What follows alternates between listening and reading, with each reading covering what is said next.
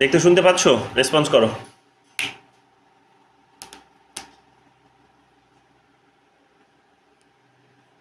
হ্যাঁ স্যার। হ্যাঁ স্যার। ওকে, গত লাস্ট ক্লাস আমরা আলোচনা করেছিলাম, আমি দিল্লি যাওয়ার আগে তোমাদের যে ক্লাসটি নিয়েছিলাম সেটি ছিল ডেমোক্রেসির উপর ছিল, এবং ডেমোক্রেসির যে সমস্ত পিওয়াইকিউসগুলো ছিল তখন বোধহয় 97 সামথিং কোয়েশ্চেন্স ছিল, বাট এখন গত কয়েকদিনে আবার সংখ্যাটা বেড়েছে, 115-115-এর কাছাকাছি গেছে। যাই হোক, আলোচনা করব। তবে অনেক কোয়েশ্চেন্স আমাদের বিভিন্ন টপিক থেকে অলরেডি আলোচনা হয়ে গেছে, বাট আমরা এখানে অল্প কিছু সময় অবশ্যই দেব যাতে আমরা ডেমোক্রেটিক পার্সপেক্টিভ থেকে সেটাকেও বুঝতে পারি। লাস্ট কোয়েশ্চেন্স আমরা আলোচনা করেছিলাম, আমাদের বোধহয় জ্যাকসনিয়ান হয়েছিল, তারপরে বোধহয় এই বিউরোক্রেটিক যে পার্লামেন্টারি ডেমোক্রেসি নাম্বার 15, এটা বোধহয় হয়েছিল, তাই তো? এখান থেকে বোধহয় হবে আইরিশ ইয়াং থেকে, ঠিক বলছি? হ্যাঁ দাদা। তাহলে আইরিশ ইয়াং 15 নম্বরটি হয়েছিল, সেটা থেকে হবে। ওকে, আইরিশ ইয়াং থেকে আজকে আমরা শুরু করব। মোটামুটি 23টার মতো কোয়েশ্চেন্স আলোচনা করব, এবং দেখি এটা করতে অনেকটা সময় হয়তো লাগবে। তার কারণ হচ্ছে যে এখানে নতুন কিছু প্রশ্ন আছে এবং সেগুলোকে অবশ্যই আলোচনা করাটা খুবই দরকার এবং খুবই গুরুত্বপূর্ণ কিছু প্রশ্ন। এবং প্যারালালি একটা দুটো কোয়েশ্চেন্স যেগুলো আমি তোমাদের পড়াতে গিয়ে তখন ছেড়ে দিয়েছিলাম আলোচনাগুলো, সেগুলো এখানে আবার এসেছে কোয়েশ্চেন্সগুলো। সো বলেছিলাম তোমাদের তখনই যে কোয়েশ্চেন সলভ করতে গিয়ে অবশ্যই সেগুলো আসবে, কারণ অলরেডি পিওয়াইকিউসতে এসেছে এগুলো, দিল্লি ইউনিভার্সিটি, তারপরে জেএনইউ, এই সমস্ত ইউনিভার্সিটিতে এসেছে, তো আমরা সেগুলো আলোচনা অবশ্যই করব। 16 নম্বর কোয়েশ্চেন্স থেকে শুরু করছি। 16 নম্বর কোয়েশ্চেন্স বলছে, দেখো, আইরিশ মারিয়ান ইয়াং রোট অ্যাবাউট, যে আইরিশ মারিয়ান ইয়াং তিনি একজন ডেমোক্রেটিক পলিটিক্যাল থিওরিস্ট, তিনি একজন ফেমিনিস্ট থিওরিস্ট বলা যেতে পারে প্যারালি। তিনি তার বিখ্যাত যে রচনা, সেই রচনা হচ্ছে তার ডেমোক্রেসি অ্যান্ড ইনক্লুশনস। এখানে বোল্ড করতে আমি ভুলে গেছি, তোমরা এটা দেখে নাও, বইটার নামগুলো লিখে নাও, কারণ বেসিক জিনিসগুলো যে কোনো রাইটার সম্পর্কে জিজ্ঞেস করে সেটা হচ্ছে তার বইয়ের নাম এবং তার বইটা কবে পাবলিশ করা হয়েছিল সেটি।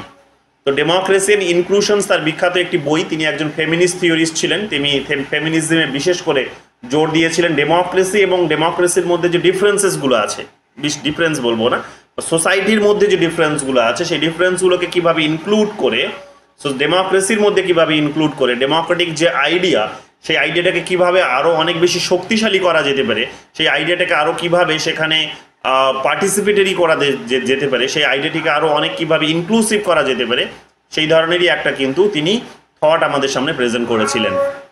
তো আমরা এখানে দেখব যে তিনি এখানে বিশেষ করে যে সমস্ত তার এই বিখ্যাত এই বইয়ে ডেমোক্রেসি অ্যান্ড ইনক্লুশনস আইরিশ ইয়াং, তো এই বইয়ে তিনি অবশ্যই তার আলোচনা করেছেন ডেমোক্রেসি অ্যান্ড ডিফারেন্সগুলোকে নিয়ে, এবং বিশেষভাবে তিনি জোর দিয়েছেন ইনক্লুশন এবং এক্সক্লুশনের মতো ইস্যুসগুলো, যে সমস্ত ইস্যুসগুলো ইনক্লুড, মানে ডেমোক্রেসি কথার অর্থই হচ্ছে যে জনগণের শাসন। তাহলে জনগণে যারা মার্জিনালাইজ সেকশনস আছে, যারা বিভিন্ন পিছিয়ে পড়া শ্রেণী আছে, তাদেরকে কিভাবে আরও বেশি করে এখানে ইনক্লুড করা যেতে পারে ডেমোক্রেটিক প্রসেসে, সেটাই তার চিন্তাভাবনা ছিল।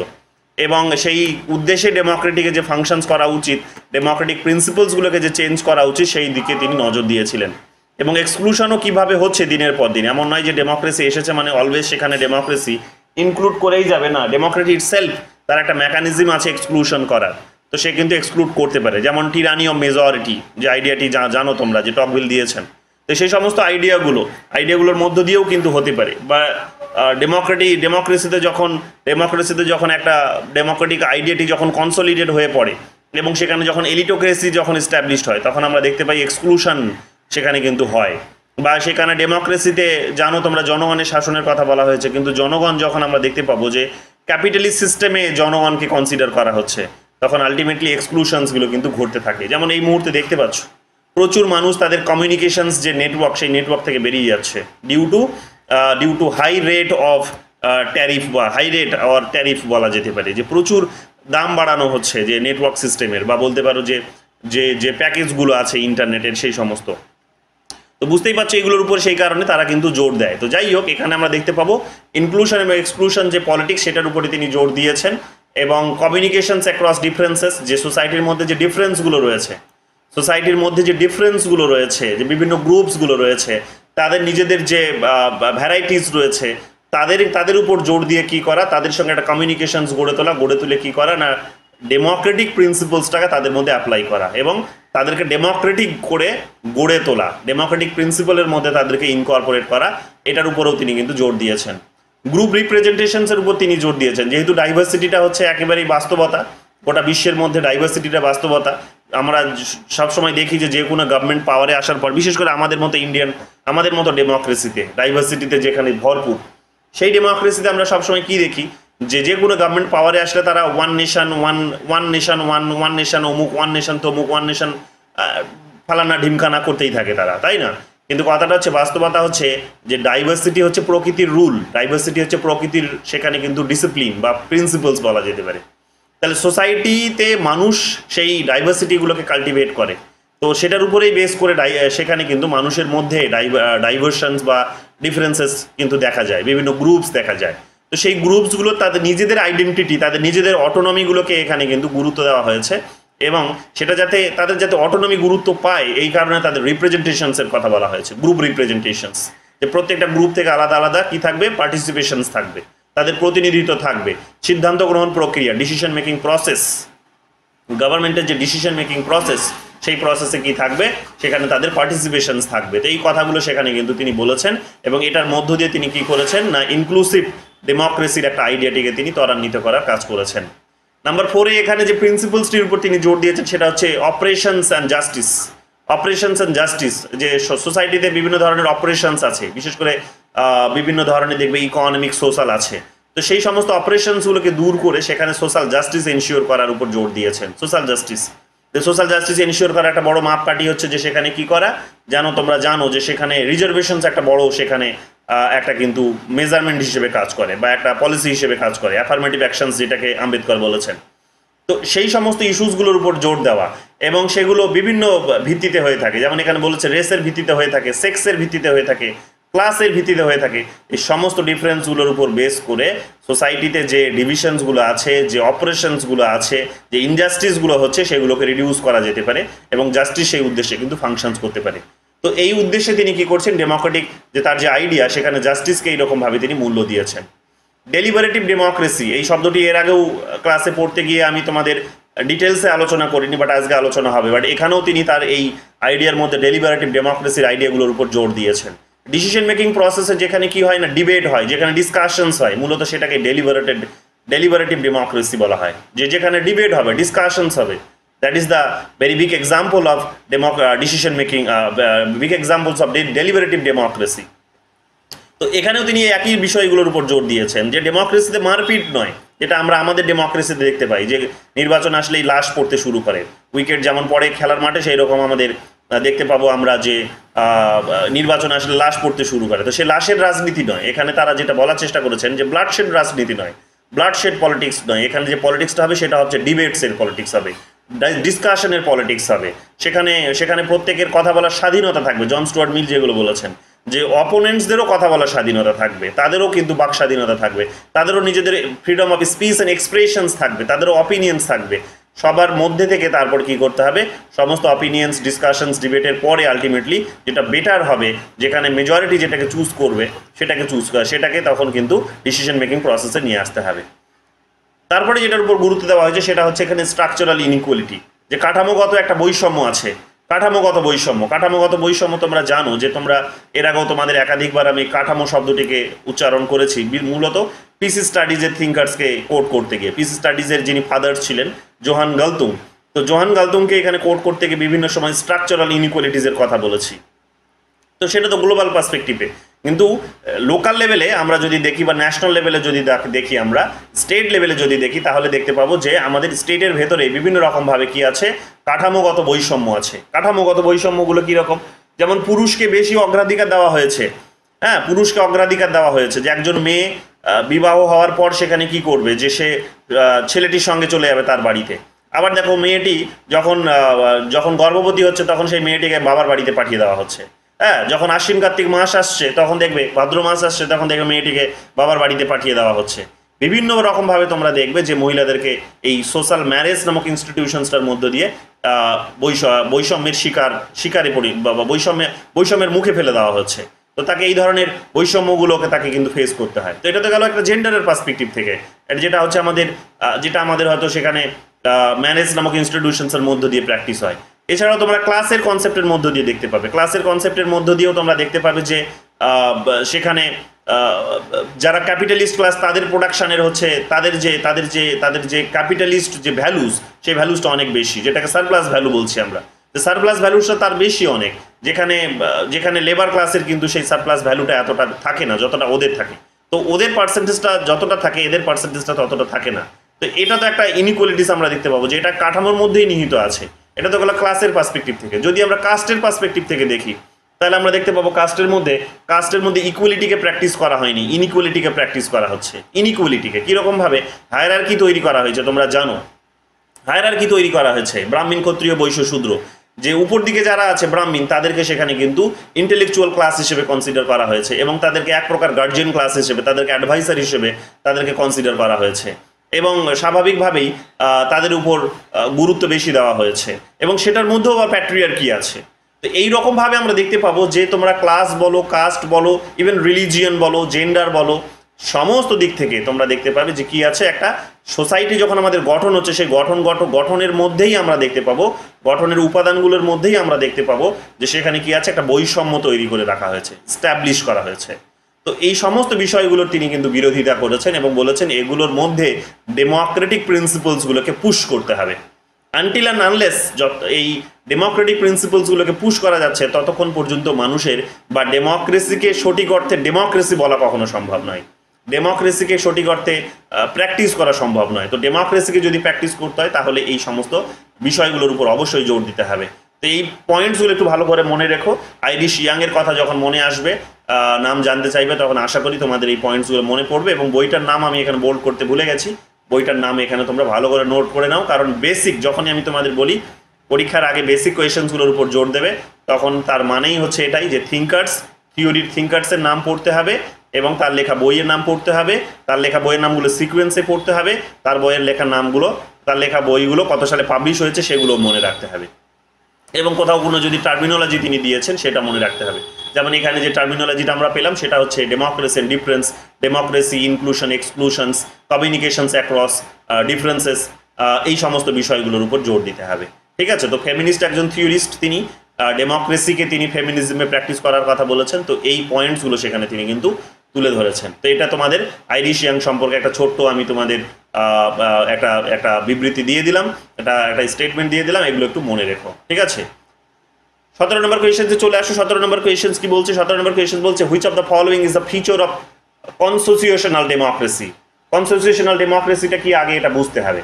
কনসোসিয়েশনাল ডেমোক্রেসি যদি বুঝতে না পারো তোমরা ধরতে পারবে না কোনটা বোঝাতে চাইছে। কনসোসিয়েশনাল ডেমোক্রেসি হচ্ছে যেখানে বিভিন্ন সেগমেন্টসগুলোকে গুরুত্ব দেওয়া হয়, যেখানে বিভিন্ন সেকশনসগুলোকে গুরুত্ব দেওয়া হয়, গ্রুপসগুলোকে গুরুত্ব দেওয়া হয় এবং এই গ্রুপসগুলোর মধ্যে যারা মাইনরিটি গ্রুপস তাদেরকে গুরুত্ব দেওয়া হয়। তো স্বাভাবিকভাবে এখানে যে আমাদের 4টে অপশানস দিয়েছে, মেজরিটি রুল তো হবেই না, মেজরিটি ভেটো হবে না, মাইনরিটি রুল হবে না, মাইনরিটি ভেটোর কথা বলেছে। মাইনরিটি রুল করবে না, কিন্তু মাইনরিটিদের না বলার অধিকারটা তাদের থাকবে।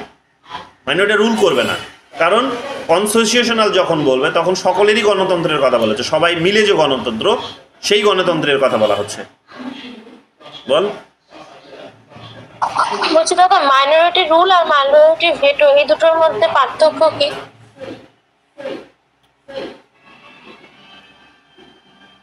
লোকটাকে যেতে বলতে জানবে, সাউন্ডটা কম, ডিস্টার্ব হচ্ছে।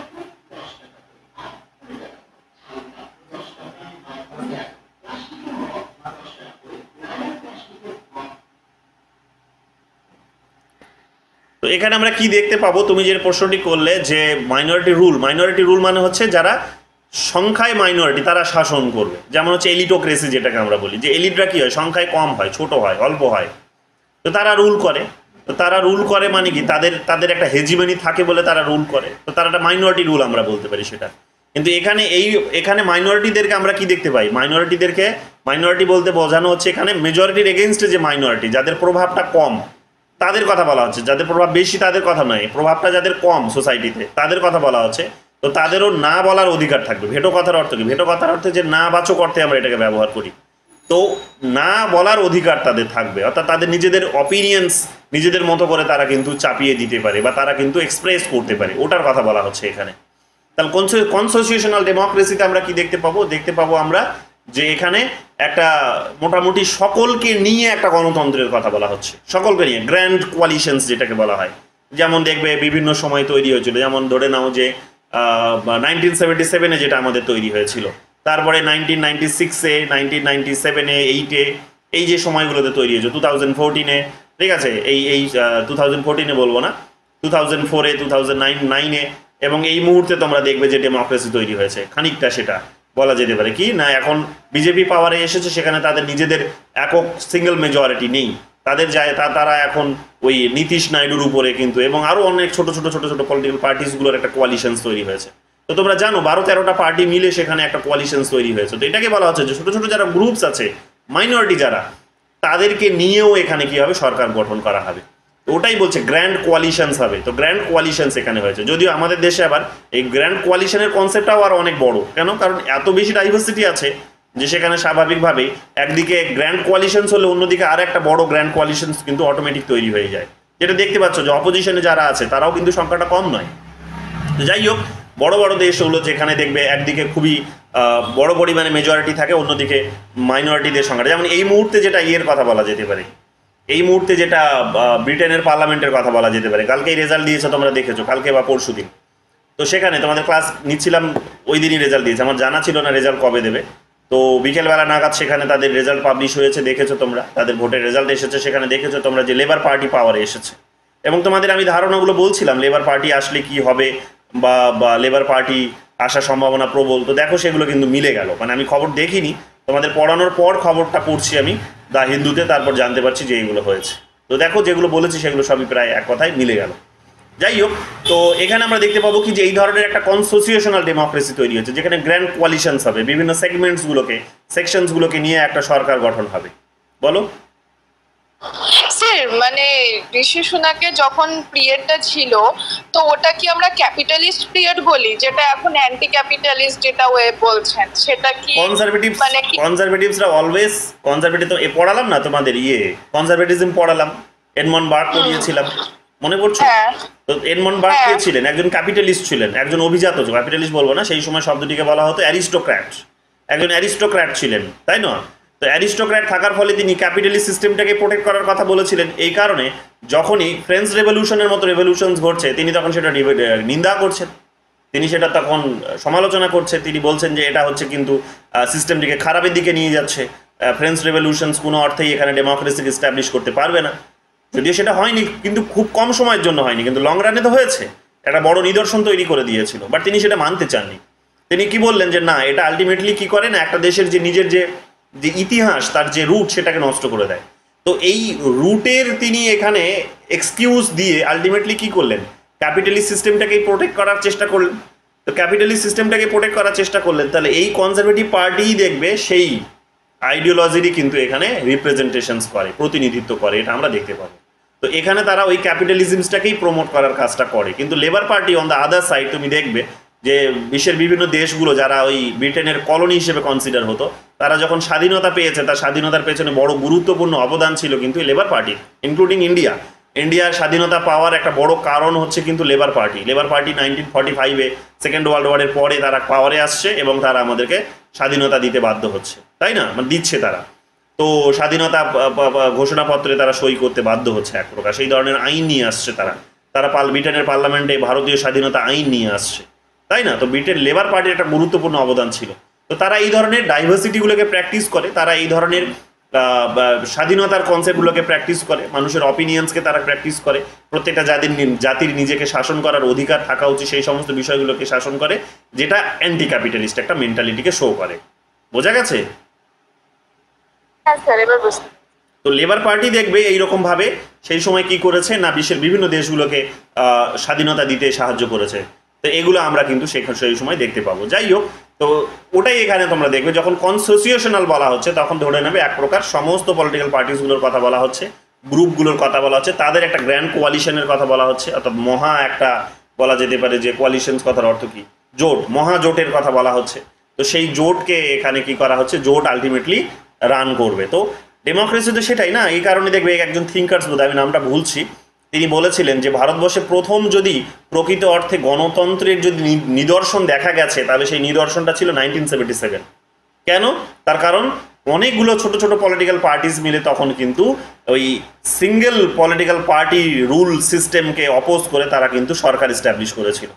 তো প্রথম গণতান্ত্রিক যদি প্র্যাকটিস দেখা যায় ভারতে কখনো কোথাও ইতিহাসে, তাহলে সেটা 1977, এবং তারপর থেকে তো অনেকবার হয়েছে।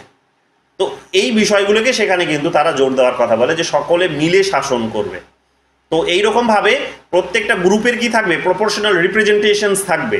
যেমন দেখবে নীতিশ প্রতিনিধিত্ব পেয়েছে, নাইডু প্রতিনিধিত্ব পেয়েছে, চিরাগ পাসওয়ানের যে ছেলে, হ্যাঁ কি নাম জানো বোধহয়, তো সে যেমন প্রতিনিধিত্ব পেয়েছে। রামবিলাস পাসওয়ানের ছেলে, চিরাগ পাসওয়ান। রামবিলাস পাসওয়ানের ছেলে, রামবিলাস তো মারা গেলেন, ওনার ছেলে দেখো তার বাবার পার্টি ধরেছে এবং বলিউড থেকে রিটায়ার করে সে এখন রাজনীতিতে এসে এবং মন্ত্রী হয়ে গেল, সেন্ট্রাল মন্ত্রী। তো তিনি শুধু নন এইরকম, তারপর দেখবে জিতেন রাম মাঝি বিহারের একটা সময় মুখ্যমন্ত্রী ছিলেন, তিনি পরবর্তীকালে নিজের পার্টি ফর্ম করেছেন, তো তিনিও মন্ত্রিত্ব পেয়েছেন। এইরকম বিভিন্ন ছোট ছোট পলিটিক্যাল পার্টিসগুলো মিলে কি হয়েছে, এই সরকার গঠন করেছে। অর্থাৎ প্রত্যেকটা পলিটিক্যাল পার্টির রিপ্রেজেন্টেশনস, তাদের প্রপোর্শনাল রিপ্রেজেন্টেশনস বলা যেতে পারে, কাইন্ড অফ আছে। সঠিক অর্থে প্রপোর্শনাল বলবো না, বাট হ্যাঁ দিয়েছে তারা। হয়তো একেবারে স্কেল ফেলে তারা এখানে হয়তো এখানে মেজার করেনি যে কাকে কটা দেওয়া উচিত, বা তাদের নিজেদের আন্ডারস্ট্যান্ডিংয়ে এটা বুঝে উঠেছে যে হ্যাঁ তোমার যেহেতু পার্টিসিপেশনস আমার শরিকের মধ্যে আছে, গ্র্যান্ড কোয়ালিশনে আছে, সো তুমিও এখানে হকদার, তোমাকেও মন্ত্রিত্ব দেওয়া হয়েছে। এইরকমভাবে ছোট ছোট পলিটিক্যাল পার্টিসগুলোকে মন্ত্রিত্ব দিয়েছে, এগুলোই এখানে কিন্তু বলা হচ্ছে। যাই হোক, এই সমস্ত কনসেপ্টগুলো আমরা কোথায় দেখতে পাবো? নেদারল্যান্ডসে দেখতে পাবো, অস্ট্রিয়াতে দেখতে পাবো। নেদারল্যান্ডে 1917 থেকে 1967-এ, অস্ট্রিয়াতে 1945 থেকে 1966-এ এই সমস্ত কনসেপ্টগুলো আমরা দেখতে পাবো, যেখানে এগুলো উঠে এসেছে। এই আইডিয়াটিকে কে নিয়ে এসেছেন? Dutch political scientist Arend Lijphart. এর আগেও তোমাদের এই কনসেপ্টটি বলেছিলাম যে এই নিয়ে আইডিয়াটি নিয়ে এসেছেন। এগুলো একটু মাথায় রেখো, আর এখানে এই পয়েন্টসগুলো আবার একটুখানি রিপিট করে দিয়েছি সুন্দর করে, একটু সিকোয়েন্সে, এগুলো একটু ভালো করে দেখে নিও। তো এগুলো আমাদের মাথায় রাখতে হবে। এবং সুইজারল্যান্ড, এই যে বেলজিয়াম, লেবানন, বসনিয়া এবং হার্জোগোভিনা, এই সমস্ত দেশগুলোও কিন্তু সেখানে গুরুত্বপূর্ণ উদাহরণ, যে সমস্ত দেশে এগুলো কিন্তু আমরা দেখতে পাই যে কনসোসিয়েশনাল ডেমোক্রেসি। যেমন দেখবে সুইজারল্যান্ডে যেমন হচ্ছে তোমরা দেখবে যে ডিরেক্ট ডেমোক্রেসি প্র্যাকটিস হয়, তো সেটা কিন্তু সকলে মিলে ডিসিশনস নিচ্ছে। তো এক প্রকার বলা যেতে পারে এটা কিন্তু কনসোসিয়েশনাল ডেমোক্রেসি, সর্বসম্মতিতে সেখানে কিন্তু ডিসিশনসটা নেওয়া হচ্ছে। তো এইগুলো কিন্তু আমাদের ডেমোক্রেসির পার্সপেক্টিভ থেকে খুব গুরুত্বপূর্ণ, এগুলো একটু ভালো করে মাথায় রেখো। চলে আসো 18 নম্বর প্রশ্নে। 18 নম্বর প্রশ্ন বলছে কি, 80 নম্বর কোয়েশ্চেন্স বলছে ডেমোক্রেটিক কনসলিডেশন ইমপ্লাইজ। কনসলিডেশন মানে হচ্ছে, এটা ভালো করে বুঝে নাও, শব্দগুলোর মানেগুলো ভালো করে লিখে নাও খাতায়, এগুলো বারবার আসবে, এবং তোমরা যখন কথা বলবে তখন এই শব্দগুলোকে প্রোনাউন্স করে কথা বলবে, মেনশন করে কথা বলবে, ব্যবহার করবে এই শব্দগুলোকে, তবেই গিয়ে তুমি মানে এই শব্দগুলো পরীক্ষার হলে গিয়ে ধরতেও পারবে, মনে রাখতে পারবে, এবং ইন্টারভিউ গিয়েও এগুলো কাজে আসবে। যখন বলবে এই শব্দগুলো উচ্চারণ করে যদি কথা বলো, অনেকটা দেখবে তোমাকে মানে শিক্ষিত বলে ফিল হবে একটা, ওরাও বুঝতে পারবে যে না তুমি পড়াশোনা করে এসেছো। যাই হোক, তো কনসলিডেশনস কথার অর্থ হচ্ছে একত্রীকরণ। ডেমোক্রেটিক যেটাকে বলা হচ্ছে যে গণতান্ত্রিক একত্রীকরণ। গণতান্ত্রিক একত্রীকরণ কিভাবে হয়? গণতান্ত্রিক একত্রীকরণ এখানে বলছে 3 নম্বর অপশনটাকে ঠিক বলছে, দেখো, widespread acceptance of the new system supported by evidence that it works. যে সমস্ত দলিল প্রমাণপত্রের ভিত্তিতে এখানে কোনো একটা বিষয়কে প্রমাণ করা যেতে পারে, তো সেটাকেই সেই ধরনের কোনো নতুন ব্যবস্থার মধ্য দিয়ে কী করা, এখানে নতুন একটা ব্যবস্থাকে এগিয়ে নিয়ে যাওয়া বা প্রতিষ্ঠিত করা। তো ধরে নাও এখানে ডেমোক্রেটিক কনসলিডেশন বলতে যেটা বোঝানো হচ্ছে সেটা হচ্ছে যে গণতন্ত্র তখনই একত্রীকরণ হবে, তখনই শক্তিশালী হবে, এক কথায় বলতে পারো তখনই গণতন্ত্র শক্তিশালী হবে যখন গণতন্ত্রের মধ্যে আমরা কি দেখতে পাবো, গণতন্ত্রের মধ্যে আমরা দেখতে পাবো যে প্রতিনিয়ত সেখানে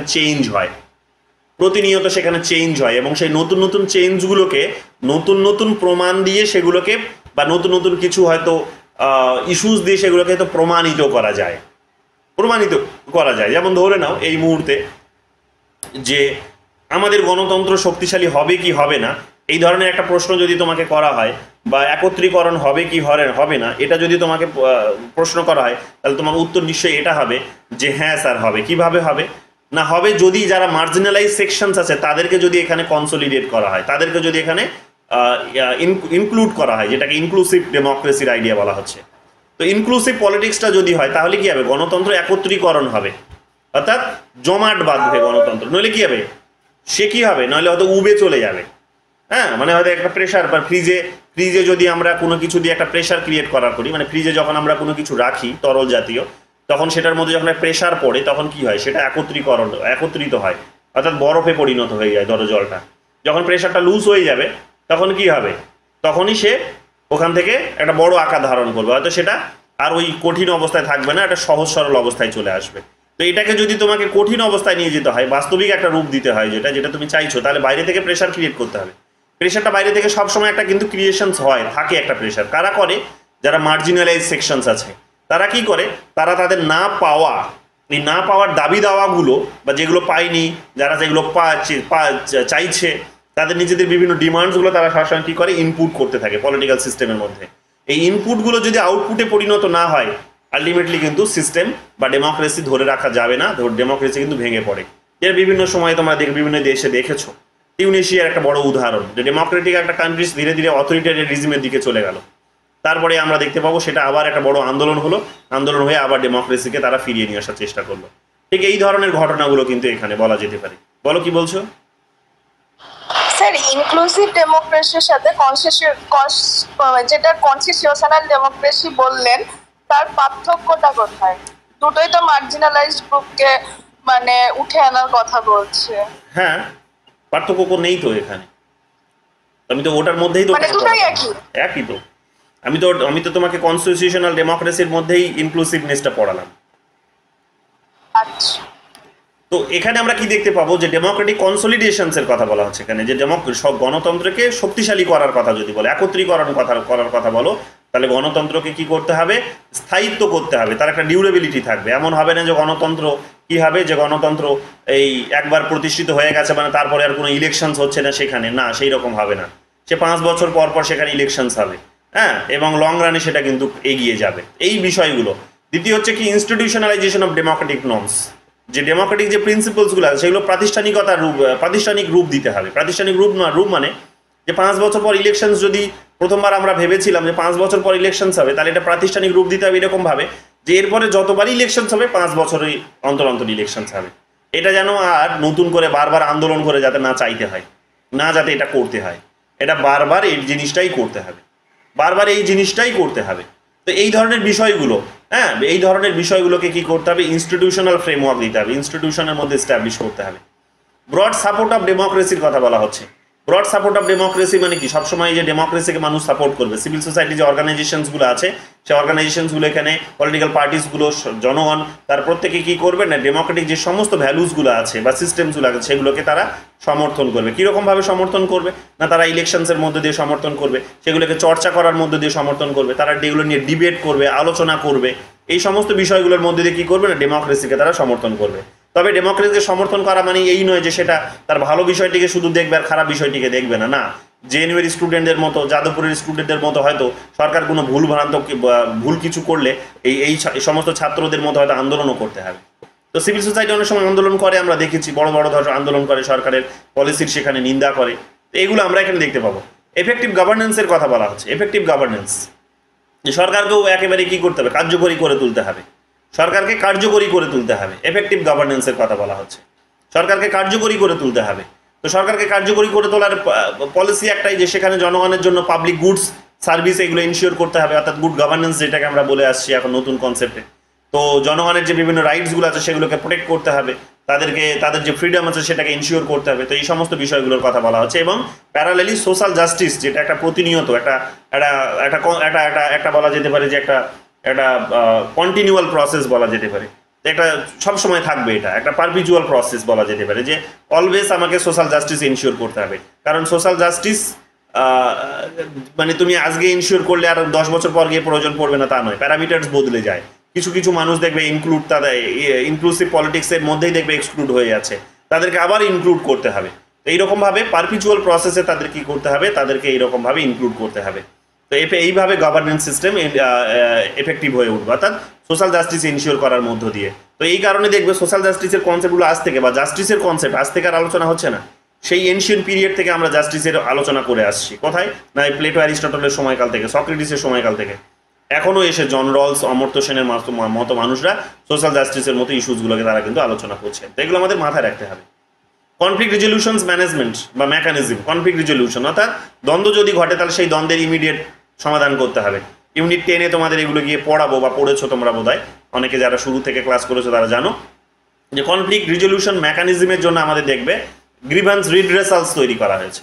গ্রিভান্স রিড্রেসালস দেখবে প্রত্যেকটা ওয়েবসাইটে দেখবে গ্রিভান্স রিড্রেসালের একটা পয়েন্ট থাকে, একটা সেকশনস থাকে। তুমি সেখানে গিয়ে তোমার নিজের যে অভাব অভিযোগগুলো আছে, যে সরকার যেভাবে তোমাকে সার্ভিস প্রোভাইড করছে সেটাতে তুমি খুশি কি খুশি নও, যদি খুশি না হয়ে থাকো তাহলে তুমি তোমার অভাব অভিযোগগুলো সেখানে জানাতে পারবে এবং সেটা তারা একটা নির্দিষ্ট সময় অন্তর সেটাকে সমাধান করার কাজ করবে। তো এটা হচ্ছে কি যে বিভিন্ন দ্বন্দ্ব যেগুলো ঘটছে, সরকারের যে অপিনিয়ন্স, সরকারের যে ফাংশনস এবং তোমার যে ডিমান্ড, সেটার মধ্যে যে একটা দ্বন্দ্ব তৈরি হচ্ছে, সেই দ্বন্দ্বগুলোর একটা মিটিগেট করার জন্য একটা মেকানিজম আলাদাভাবেই তৈরি করা হয়েছে। তো এই সমস্ত বিষয়গুলো সেখানে যদি থাকে তবেই কি হবে, গণতন্ত্র একীকরণ হবে বা বলা যেতে পারে গণতন্ত্র শক্তিশালী হবে। Civil society and political pluralism, যে সিভিল সোসাইটিও স্ট্রং হবে, অ্যাক্টিভ থাকবে। এমন নয় যে সিভিল সোসাইটি সেখানে ঘুমিয়ে থাকবে, যে সরকারের উপর সমস্ত কিছু ছেড়ে দিল, সিভিল সোসাইটি তারপর নাক ডেকে ঘুমোচ্ছে, বা স্লিপিং ডকের যে কনসেপ্ট যেটা পাওয়েল দিয়েছেন, তাই তো ভার্বা দিয়েছেন না কে দিয়েছেন? অ্যালমন্ড আর ভার্বা দিয়েছেন, ঠিকই বললাম। তাহলে অ্যালমন্ড আর ভার্বা যে ইয়ের কনসেপ্টটি দিয়েছেন, স্লিপিং ডকের কনসেপ্ট, যে একবার ভোট দিল আমেরিকান নাগরিকরা তারপর 3 বছর ধরে নাক ডেকে ঘুমাচ্ছে, না ওই রকম নয়। তো সেখানে ওই রকম নয়, তাদেরকে অতন্ত্র প্রহরীর ভূমিকা পালন করতে হবে। এই ডগ সেই স্লিপিং ডগ নয়, এই ডগ হচ্ছে কিন্তু ওয়াচ ডগ। এই ডগ হচ্ছে কি ওয়াচ ডগ, সে ওয়াচ করছে সব সময়। তো এই সিভিল সোসাইটিকে সবসময় ওয়াচ ডগের ভূমিকা পালন করতে হবে, যে গভর্নমেন্ট যেটা করছে সেটা ঠিকঠাক করছে কিনা। যদি না করে তাহলে অবশ্যই সেখানে তার প্রতিবাদ, তার নিন্দা অবশ্যই হবে। সোসাইটির মধ্যে যে প্লুরালিটি আছে, সেই প্লুরালিটিগুলোর মধ্যেও এখানে রাজনীতি হবে এবং সেগুলোও কিন্তু তাদেরও ইনক্লুসিভ পলিটিক্সে তারা কিন্তু পার্ট হয়ে উঠবে। এগুলো কিন্তু বলা হচ্ছে রাইটস ফর হিউম্যান রাইটসের কথা বলা হচ্ছে, যে মানুষের যে অধিকার আছে বিভিন্ন, সেই অধিকারগুলোকে এখানে রেসপেক্ট করতে হবে। বিভিন্ন ধরনের অধিকারগুলো, যেমন বিভিন্ন অধিকার দেখবে তোমরা, সংবিধান যখন এসেছিল তখন আমাদের 7টা অধিকার ছিল, পরবর্তীকালে 1টাকে বাদ দেওয়া হয়েছে, 6টা হলো। তারপরে দেখবে ধীরে ধীরে এখন বিশেষ করে তোমরা যদি আর্টিকেল 21 দেখো, তাহলে সেখানে তোমরা ওটা 30-35 খানা সেখানে একটা লম্বা তালিকা পেয়ে যাবে রাইটসের, তাই না? তো সেখানে আমাদের ঘুমানোর অধিকারটাও এখানে একটা অধিকার, আমাদের একটা সুস্থ পরিবেশ পাওয়ার অধিকার। কিছুদিন আগে জাজমেন্ট আসলো সুপ্রিম কোর্টে, তোমাদের বলছিলাম। তো সুপ্রিম কোর্ট বলেছে যে গেটিং হেলদি এনভায়রনমেন্টস যেটাকে বলা হচ্ছে, যে সেটাও কিন্তু একটা কিন্তু মানুষের হিউম্যান রাইটসের মধ্যেই পড়ে। যে এনভায়রনমেন্টস, যে পলিউশন ফ্রি এনভায়রনমেন্ট পাওয়াটাও কিন্তু মানুষের রাইটসের মধ্যে পড়ে।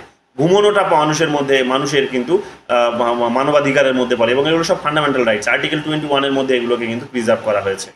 তো দেখতেই পাচ্ছ যে লিস্টটা লম্বা হতেই আছে, দিনে যত দিন যাচ্ছে তত লম্বা হতে আছে। তো এই রকমের বিভিন্ন বিষয়গুলোকে কিন্তু শ্রদ্ধা করতে হবে। তো যাই হোক, এখানে যে কথাগুলো বলেছে সেগুলো আমাদের কনস্টিটিউশনে অলরেডি এস্টাবলিশ আছে। 1947, 1952 থেকেই এগুলো আমরা দেখে আসছি, শুনে আসছি। সেগুলো হচ্ছে স্পিচ, অ্যাসেম্বলি, অ্যাসোসিয়েশনস, হ্যাঁ, বিভিন্ন ধরনের এই সমস্ত বিষয়গুলো আমরা দেখে আসছি, শুনে আসছি। কিন্তু ওই লিস্টটা ক্রমেই কিন্তু এখন বর্তমান দিনে অনেক লম্বা হয়েছে, এগুলো মাথায় রেখো। রুল অফ ল হবে, আইনের অনুশাসন থাকবে। রুল অফ ল হবে, আইনের অনুশাসন। এমন হবে না যে সেখানে সরকার মুখে মুখে করবে সব কিছু, যে সরকার এসে যা খুশি তাই করে যাবে, মুখে মুখে করবে না। একটা নির্দিষ্ট আইন থাকবে দেশের, সেই আইন মেনে সরকার কাজ করবে। এবং শুধু সরকার নয়, জনগণও সেই আইন মেনেই কিন্তু নিজের জীবনযাপন করবে, নিজের লিভিং স্ট্যান্ডার্ড কিন্তু সে এস্টাবলিশ করবে বা ফলো করবে বা সেখানে সে ডেভেলপ করবে। তো এই সমস্ত কাজগুলো কিন্তু করতে হবে। তো সেখানে শুধু সরকার বলতে এক্সিকিউটিভের কথা বলা হচ্ছে না, জুডিশিয়ারি, লেজিসলেচার সবারই কথা বলা হচ্ছে। সবাইকে এখানে এস্টাবলিশ নিয়ম মেনে ফাংশনস করতে হবে, নিয়মের বাইরে কিন্তু গিয়ে কাজ করলে হবে না। তবেই গিয়ে গণতন্ত্র শক্তিশালী হতে পারে, নইলে গণতন্ত্র শক্তিশালী হবে না, কনসলিডেশনসটা হবে না। পলিটিক্যাল অ্যান্ড সোশ্যাল ইনক্লুশনস অলরেডি এগুলো বলে দিলাম, যে মানুষের রাজনীতি থেকে যারা বিচ্ছিন্ন হয়ে পড়ছে, যেমন দেখতেই পাচ্ছ যে নুন আনতে পান্তা পুড়োচ্ছে মানুষের। ভোট দিতে যাবে কখন? ভোট পড়ছে কত? 60%, 63%, 4% ভোট পড়ছে। বাকি 40% মানুষ ভোট দিতেই আসছে না, আসার ক্ষমতা তাদের নেই। তারা এখন থাকে, অনেকেই দুবাইতে থাকে, কেউ থাকে সেখানে হয়তো কুয়েতে, কেউ থাকে আরবে, বিভিন্ন দেশগুলোতে তারা ছড়িয়ে ছিটিয়ে আছে বিশ্বের। তো তাদের ওখান থেকে এখানে আসতেই গেলেই হয়তো 2 মাসের স্যালারি তাদের চলে যাবে। তো কেন আসবে তারা ভোট দিতে? কি পায় তারা সরকারের কাছ থেকে? সেই তো একবার ভিসাতে সিল মোহর দিয়েছে, আর তো বিশেষ কিছু দেয়নি, দেয়নি। তারা যখন ওই দেশে থাকছে তখন ওই দেশের সরকারই তাদেরকে নিরাপত্তা দিচ্ছে। তাহলে এই দেশে আর ভোট দিতে আসবে কেন তারা? তাহলে এইরকমভাবে আমরা দেখতে পাচ্ছি কি, যে অনেক মানুষ রিয়েলাইজ করছে যে আমি একবার ভোট দিতে যাওয়া মানে হচ্ছে আমার 2 মাসের স্যালারি সেখানে চলে যাবে, 3 মাসের স্যালারি চলে যাবে। তো আমি ভোট দিতে গিয়ে করবোটা কি? দরকার নেই ভোট দেওয়ার আমার। তো এতে করে কি হচ্ছে, যে পলিটিক্যাল সিস্টেমটা ওই অল্প কিছু মানুষের হাতে কিন্তু চলে যাচ্ছে, এবং যারা দেশের জনগণ, যাদের উন্নতিটা হওয়াটা দরকার ছিল, তারা আজকে এই দেশে উন্নতি পাচ্ছে না বলে সেই দেশ থেকে চলে যাচ্ছে। এবং আলটিমেটলি ডেমোক্রেসিটা উইক ডেমোক্রেসি হচ্ছে। অর্থাৎ আমাদের দেশের সম্পদ, যে হিউম্যান রিসোর্স, সেটা দেশ থেকে বেরিয়ে যাচ্ছে।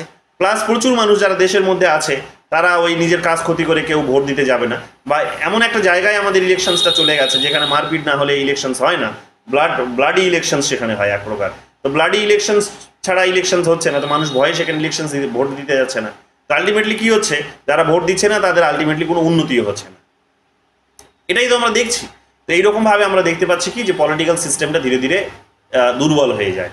এগুলো আমাদের মাথায় রাখতে হবে যে যখন ইনক্লুশনের কথা বলা হচ্ছে, যখন কনসলিডেশনের কথা বলা হচ্ছে, তখন এই ইলেকটোরাল সিস্টেমসগুলোকেও কিন্তু এমন স্মুথ করতে হবে, এমন সেটাকে ফ্লেক্সিবল করতে হবে, এমন সেটাকে বেনিফিশিয়াল করতে হবে যাতে মানুষ পলিটিক্যাল সিস্টেমে নিজের স্বইচ্ছায় অংশগ্রহণ করতে আসে, স্বইচ্ছায় যাতে আসে, যাতে সে যাতে বাধ্য হয়ে এক প্রকার না আসে, স্বইচ্ছায় যাতে আসে। বাধ্য হয়ে কেন আসবে, সে স্বইচ্ছায় আসবে। কিন্তু অনেক সময় আমরা দেখতে পাই যে গণতন্ত্রে মানুষ ভোট দিতে বাধ্য হয়েও আসে, আবার অনেকেই সেই বাধ্যতাটাও ফিল করে না যে যাবই না আমি। এগুলো যেন না হয়। তো যাই হোক, যখন গণতন্ত্রের একীকরণের কথা বলা হচ্ছে, গণতন্ত্রকে একীকরণ মানে একত্রীকরণের কথা বলা হচ্ছে, তাকে যখন শক্তিশালী করার কথা বলা হচ্ছে, তখন এই পয়েন্টসগুলো আমাদেরকে মাথায় রাখতে হবে। এগুলো আমাদের ভালো করে মনে রাখতে হবে, এগুলো দেখে নিও। 19 নম্বর কোয়েশ্চেন্সে চলে আসো। কি বলছে 19 নম্বর কোয়েশ্চেন বলছে, হু among the following consider democracy as nothing more than periodic elections and ordinary citizen beyond the act of voting should have no role in shaping policy.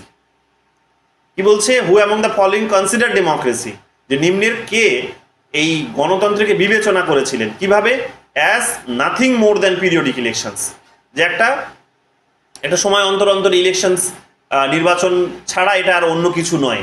এবং বলছে ordinary citizen beyond the act of voting should have no role in shaping policy, যারা সাধারণ নাগরিক তারা ওই শুধু তাদের vote দেওয়া ছাড়া সেই নীতি নির্ধারণের ক্ষেত্রে, নীতি তৈরি করার ক্ষেত্রে, শেপ যেটা বলছে, তো শেপ করার ক্ষেত্রে বা তৈরি করার ক্ষেত্রে তাদের কোনো ভূমিকাই নেই। এটা গণতন্ত্রকে সমালোচনা করে বলেছে এই বিষয়টি তিনি হচ্ছেন এখানে জোসেফ সুমপিটার বলেছেন। জোসেফ সুমপিটার তার বিখ্যাত বই, তার একটা বারবার পরীক্ষায় জানতে চায়, তোমরা জানো, ক্যাপিটালিজম, সোশ্যালিজম এবং ডেমোক্রেসি 1942, বারবার জানতে চায়, ভালো করে লিখে নাও। তিনি একজন ইকোনমিস্ট ছিলেন, পলিটিক্যাল সায়েন্টিস্ট ছিলেন। তো তিনি এখানে কিন্তু এই তার বইয়ে ক্যাপিটালিজম, সোশ্যালিজম এবং ডেমোক্রেসি, এই বইটাতে তিনি কিন্তু ডেমোক্রেসির এই প্রিন্সিপালসগুলোকে তিনি সমালোচনা করেছেন, যে মানুষ কি করে না, মানুষ শুধু নির্বাচনে ভোট দিতে যায়, তারপরে আর তার কোনো ভূমিকা থাকে না। তার পলিসি যখন তৈরি হয়, সেই পলিসিতে তৈরি হওয়ার সময় তার কোনো ভূমিকা থাকে না। সমস্ত ডিসিশনসগুলো কারা নেয় না, যারা রিপ্রেজেন্টেটিভস আছে গণতন্ত্রে, যারা রিপ্রেজেন্টেটিভস আছে, সেই রিপ্রেজেন্টেটিভসরা ডিসিশনস নেয় এবং সেই ডিসিশনসগুলো আলটিমেটলি কি হয়, তাদের মতো করে হয়।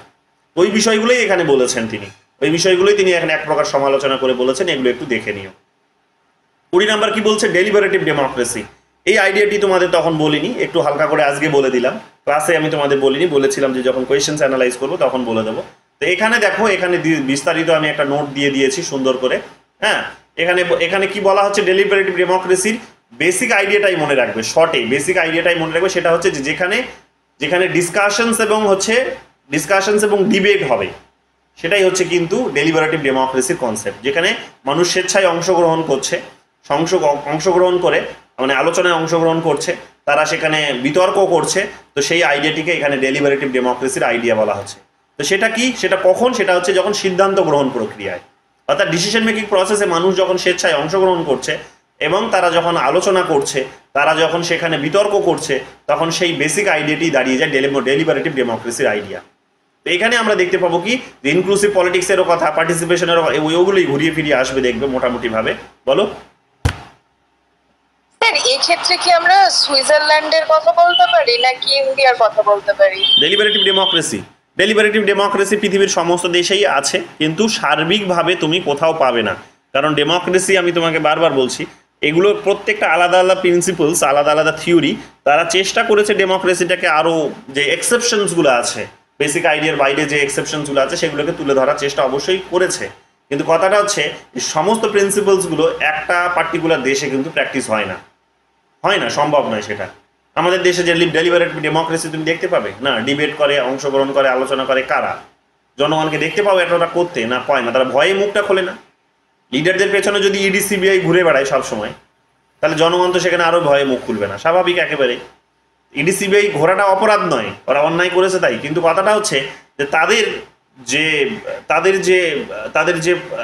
যে ট্রায়াল প্রসেস, তাদের যে পানিশমেন্টের প্রসেস, তো সেটা তো পুরো পলিটিক্যাল, এটা তো বোঝা যায়, এবং সেটা কংগ্রেস হোক কিংবা বিজেপি হোক বা অন্য কোনো পলিটিক্যাল পার্টি হোক, তারা প্রত্যেকেই এসে ওই একই কাজ করেছে। তো সিবিআই ইডি পেছন দিকে লাগিয়ে দিয়ে আলটিমেটলি তারা কি করছে না, পলিটিক্যাল শুধু একটা ফায়দা তোলার চেষ্টা করছে। আলটিমেটলি তারা গণতন্ত্রকে শক্তিশালী করার জন্য কিছুই করেনি। ওই যে ঝাড়খণ্ডের মুখ্যমন্ত্রী দেখলে তোমরা, হেমন্ত সোরেন কি বলছিল না, সিরিয়াস নাকি অ্যালিগেশনস আছে, কারাপশনের সাথে জড়িত, তিনি তাকে ইডি বোধহয় তুলে নিয়ে চলে গেল, জেলে থাকলেন কিছুদিন, আবার এসে মুখ্যমন্ত্রী শপথ নিয়ে নিলেন। তাহলে এটা তো নিশ্চিত যে ইডি প্রমাণ করতে পারেনি। প্রমাণ যদি করতে পারতো ইডি, তার কাছে যদি ভ্যালিড এই রকমের কোনো যদি প্রুফ থাকতো, যদি এই ধরনের স্ট্রং কোনো যদি তার কাছে আর্গুমেন্ট থাকতো ইডির কাছে, তাহলে তো সেই মানুষটা জেলেই থাকতো, তার তো সাজা হতো। কিন্তু সাজাটা হচ্ছে না, মানে কি? মানে হচ্ছে এটা যে এখন আন্ডার ট্রায়াল থাকবে, তার মানে অভিযোগ যেটা নিয়ে আসা হয়েছে হয়তো অভিযোগটা আছে, কিন্তু সেই অভিযোগের ভিত্তিতে অভিযোগকে প্রমাণিত করার জন্য তোমার কাছে এনাফ এভিডেন্স নেই। তোমার কাছে যদি এনাফ এভিডেন্স না থাকে, তাহলে ইডি সিবিআই এত টাকা দিয়ে পুষে তোমাদেরকে আমরা করছিটা কি? ঘোড়ার ঘাস কাটার জন্য রেখেছি। তাহলে আলটিমেটলি এই ঘোড়ার ঘাসটা কার জন্য কাটছে? যারা পাওয়ারে থাকে তাদের জন্য। অর্থাৎ এটা একটা কিছু সময়ের জন্য যদি তাদেরকে জেলে রাখা যায়, তাহলে এটা খুবই ভালো হয় তাদেরকে। তো এইরকমভাবে কি করে, একটা পলিটিক্যাল গেম হিসেবে এগুলোকে ব্যবহার করা হয়, পলিটিক্যাল ইনস্ট্রুমেন্ট হিসেবে এগুলোকে ব্যবহার করা হয়। কিন্তু ডেমোক্রেসিকে শক্তিশালী করার জন্য আলটিমেটলি এদের যদি অন্যায় করে থাকেন তাহলে পানিশমেন্ট হওয়া উচিত ছিল, কিন্তু সেই পানিশমেন্টটা আজ পর্যন্ত কারো হয় না। এমন কোনো এমপি তুমি হয়তো খুঁজে পাবে না যার নামে মানহানির কেস নেই, কিন্তু তুমি এমন কোনো 2 বা 3টে এমপি বাদ দিয়ে কাউন্ট করা, লেটেস্ট হচ্ছে তাও রাহুল গান্ধী, তাও তো দেখবে সুপ্রিম কোর্ট সেটাকে ছেড়ে দিল।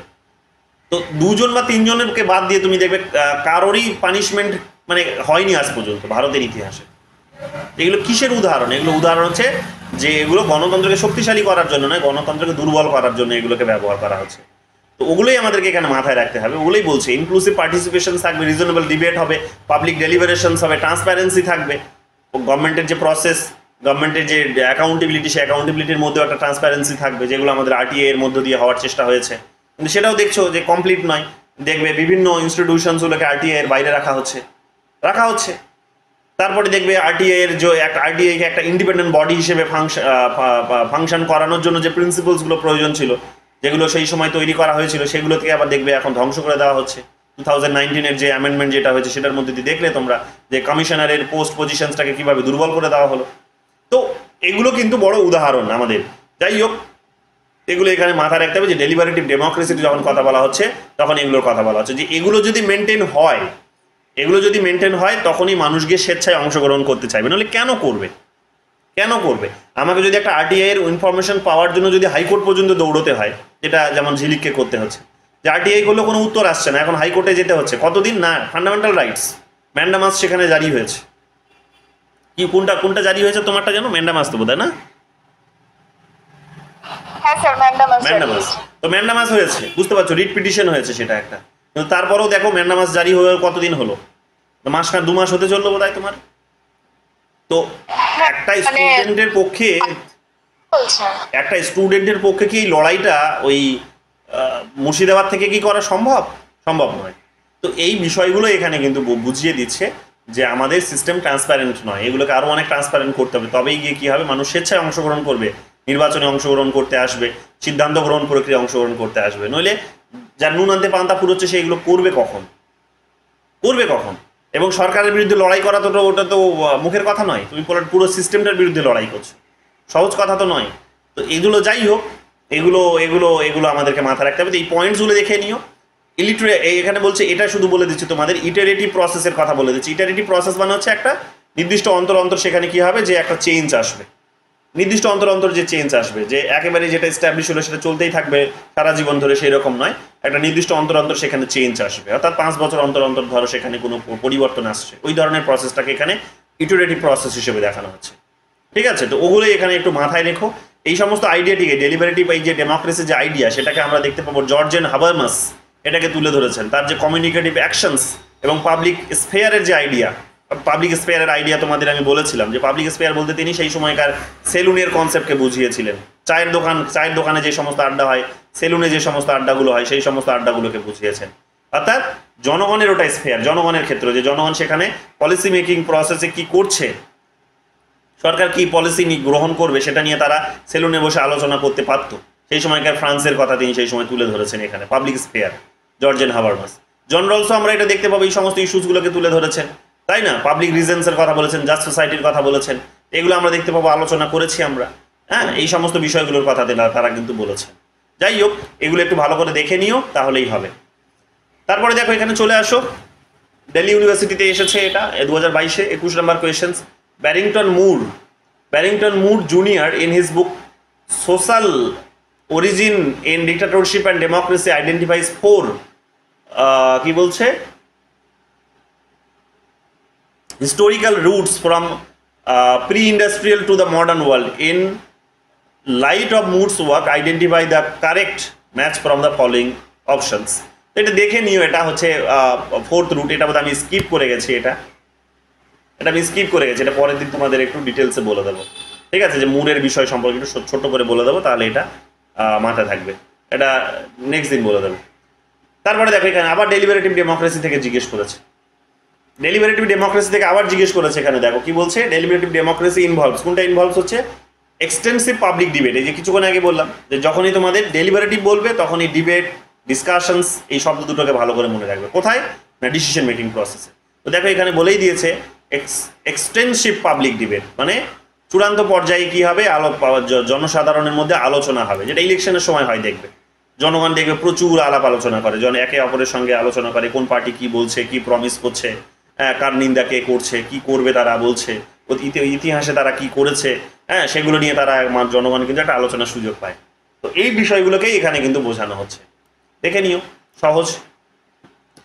ডেভিড হেল্ডের যে থিওরি তোমাদের পড়ালাম, দেখো সেখানে তোমাদের কসমোপলিটান মডেল অফ ডেমোক্রেসি পড়িয়েছিলাম। সেখানে দেখো এখান থেকে একটা কোয়েশ্চেন্স দিল্লি ইউনিভার্সিটিতে দিয়েছে, কসমোপলিটান মডেল অফ ডেমোক্রেসি। এবং সেই কসমোপলিটানের আইডিয়া তোমাদের বলেছিলাম যে সেটা হচ্ছে গ্লোবালাইজেশনের যেটা কথা বলে, যেটা গ্লোবাল গভর্নেন্সের যে কথা বলে, সেগুলোর কথা। তো সেখানে দেখো ওখানে ওই যে বলেছিলাম, তখন এগুলো বলেছিলাম তোমাদের এই সমস্ত পয়েন্টসগুলো, যে গ্লোবাল গভর্নেন্স স্ট্রাকচারের কথা বলছে। যাই হোক, আগে এই পয়েন্টসগুলো দেখে নাও কি বলছে। The creation of regional parliament দেখবে তোমরা, রিজিওনাল পার্লামেন্ট যেমন ইউরোপিয়ান ইউনিয়নের একটা পার্লামেন্ট আছে, ইউরোপিয়ান ইউনিয়নের পার্লামেন্ট তো রিজিওনাল পার্লামেন্ট, যে ইউরোপের এই দেশগুলো 28টা 29টা দেশ, তারা কটা দেশ আছে ইউরোপিয়ান ইউনিয়নের মধ্যে? 28টা বোধ হয় না, 27টা দেশ আছে। 27টা, পরে ঢুকলো যে দুটো, পরে ঢুকলো তো দুটো, সুইডেন ঢুকলো বোধ হয়, সুইডেন আর গ্রিনল্যান্ড এরা বোধ হয় ঢুকলো না, কিন্তু অনলাইন সার্চ করলে না 27টাই দেখাচ্ছে। তো 27 দেখাচ্ছে, একটু আপডেট গুলো নিয়ে নাও, ঠিক আছে? দুটো দেশ ঢুকেছে, কিন্তু দুটো দেশ ঢুকেছে, এগুলো ভালো করে দেখে নাও। ইউরোপিয়ান ইউনিয়নের মধ্যে ইউকে বেরিয়ে যাওয়ার পর দেশগুলো ঢুকেছে, গ্রুপে লিখে দাও কোন দুটো দেশ ঢুকেছে, একটু দেখে নাও। এটা মেন ইয়েতে চলে যাও, মেন ওয়েবসাইটে চলে যাও, অফিসিয়াল ওয়েবসাইট থেকে দেখে নাও। তো এখানে আমরা কি দেখতে পাবো, creation of regional parliament. Local level একটা পার্লামেন্টের একটা থাকবে, সেখানে তারা কি করবো, ওই রিজিয়নসটার যে ইস্যুগুলো, সেই ইস্যুসগুলোকে তারা ডিল করবে। তো শুধু রিজিওনাল নয়, এটা গ্লোবাল পার্লামেন্টও হতে পারে, যেমন আমরা ইউনাইটেড নেশনসকে গ্লোবাল পার্লামেন্ট বলতে পারি। জেনারেল অ্যাসেম্বলিতে দেখবে সমস্ত দেশ, সেখানে তাদের প্রতিনিধিত্ব থাকে, প্রত্যেকটা দেশের 5 জন করে প্রতিনিধি সেখানে উপস্থিত হতে পারে, কিন্তু ভোট তাদের একটাই। এগুলো পরীক্ষায় বারবার আসে, তোমরা জানো। তো সেখানে কি করে না, সেখানে তারা আলাপ আলোচনা করে। যখন ইউনাইটেড নেশনসের সিকিউরিটি কাউন্সিল কোনো ডিসিশন নিতে পারে না, তখন আমরা দেখতে পাবো যে সেখানে জেনারেল অ্যাসেম্বলিতে সেই ডিসিশনসটা পাস হয়। যেমন আমরা কিছুদিন আগেই দেখলাম কাকে, ওই প্যালেস্তাইনকে ফুল মেম্বারশিপ দেওয়ার জন্য তারা ভোটাভুটি করেছে সেখানে। তো সেখানে আমরা দেখতে পাবো যে সেখানে তারা ডিসিশন নিয়েছে যে হ্যাঁ, প্যালেস্তাইনকে ফুল মেম্বারশিপ দেওয়া হোক।